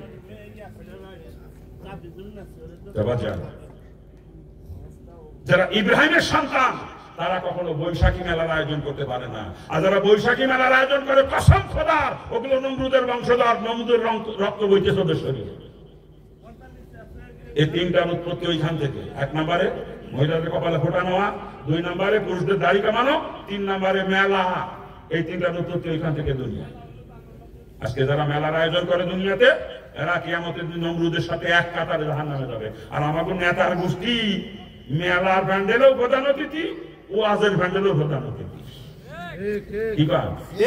আমাদের দেশের অধিকাংশ নেতারা হলো মাসি মার্কা মুসলমান। মাসি মার্কা, মাসি যেরকম পায়খানার উপরেও বসে, বিরিয়ানির উপরেও বসে, আমাকে নেতারা ওয়াজ মাহফিলে প্রধান অতিথি হয়, মেলায়ও প্রধান অতিথি হয়। আমাদের নেতারা ওয়াজ মাহফিলে এসে সভাপতি হয়, আবার কনসার্টের প্যান্ডেলের সভাপতি হয়, নাকি কয়? আমাদের দেশের অধিকাংশ নেতারা হলো মাসি মার্কা মুসলমান। মাসি মার্কা, মাসির মতো সভা পায়খানায় বসে, বিরিয়ানিতে বসে। কি কথা ঠিক না বলো? হ্যাঁ, ঠিক। কি আলোচনা করবো? পর্দার আলোচনা করতেছিলাম, নাকি কা? মাগো মা, শুধু বেশি কথা বলতেছি না রে মাগো, খোঁজ খবরই শোনাই কিছু রসুলের পরিষ্কার হাদিস।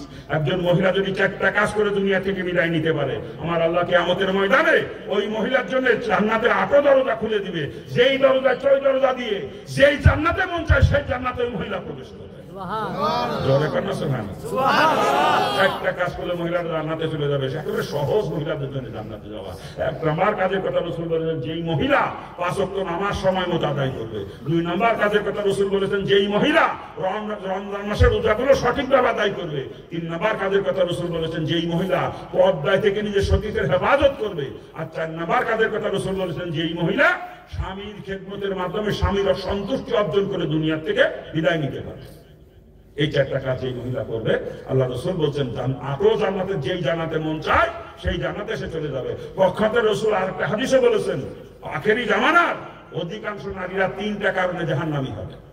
কয়টা? 3টা। 1 নম্বরে বেপরদায় চলা, 2 নম্বরে স্বামীর নাফরমানি করা, আর 3 নম্বরে গীবত শিকায়েত করা। কয়টা? 3টা। 4টা হলো জান্নাতে যাওয়ার জন্য, আর 3টা জাহান্নাম থেকে বাঁচার জন্য। কথা ঠিক না?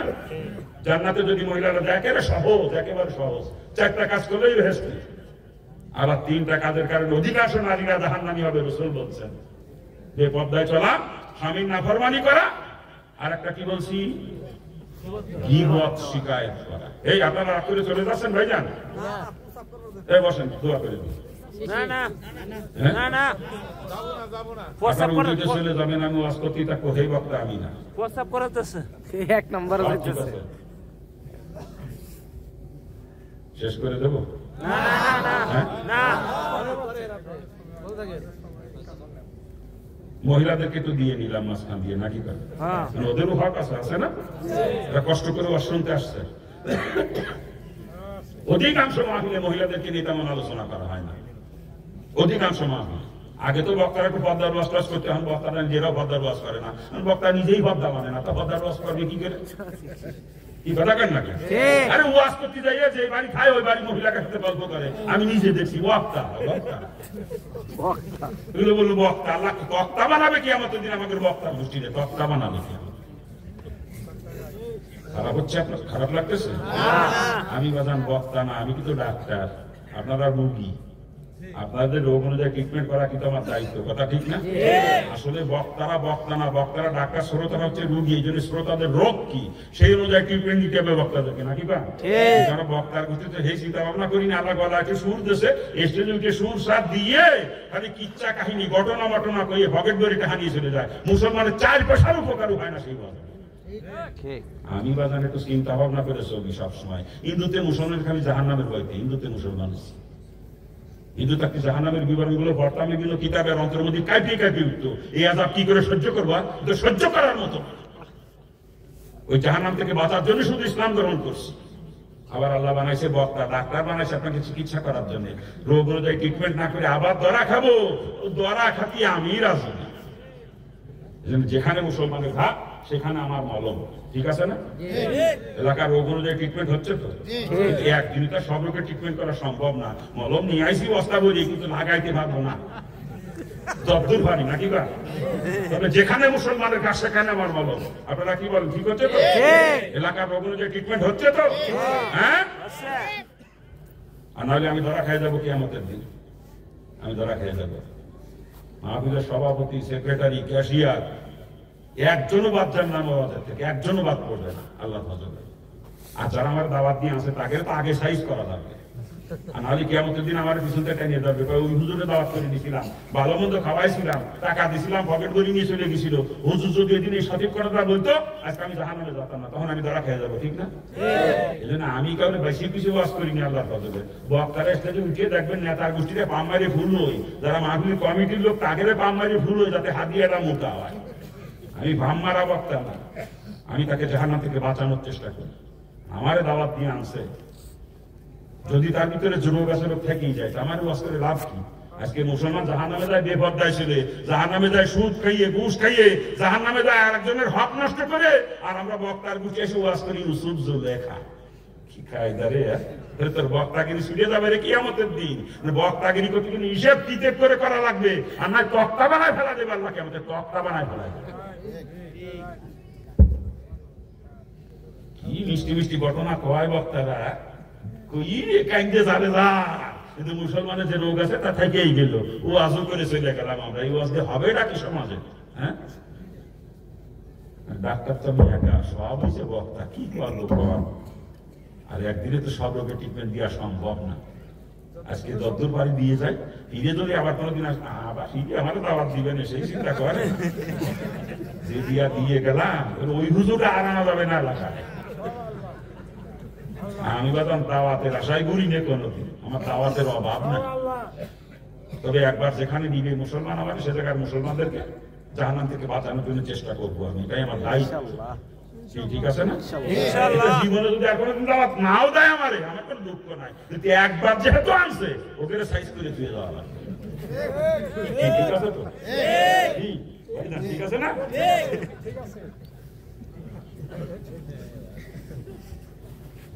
আমি আগেই করেছি কারোর উপর মলম লাগাবে না, করেছি না?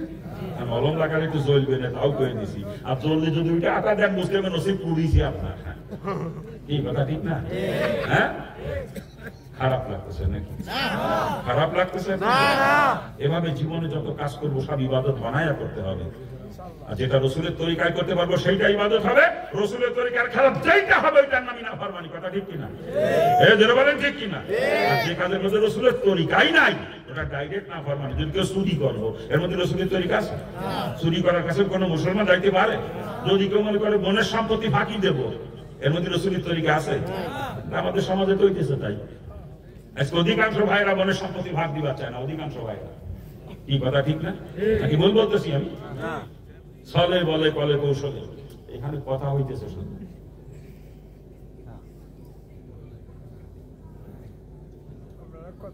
আমার কথার ভিতরে কাটা পড়লে আমি আর কথা তুলতে পারি না।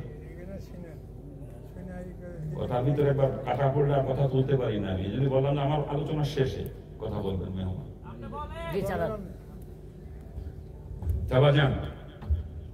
আজকে বোনের সম্পত্তির ভাগ দিবার চায় না ভাইরা, ছলে বলে কৌশলে নিজেকে নামে রেকর্ড করে নেয়। কথা ঠিক না?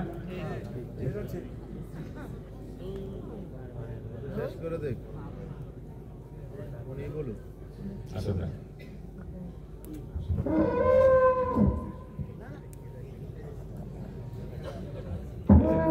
মাইকটা শেষ করে। জি জি বলেন। এটা আমার একটা দোষ নাকি আমি জানি না, কথার ভিতরে একটা বাধা পড়লে কথা আসতে চায় না।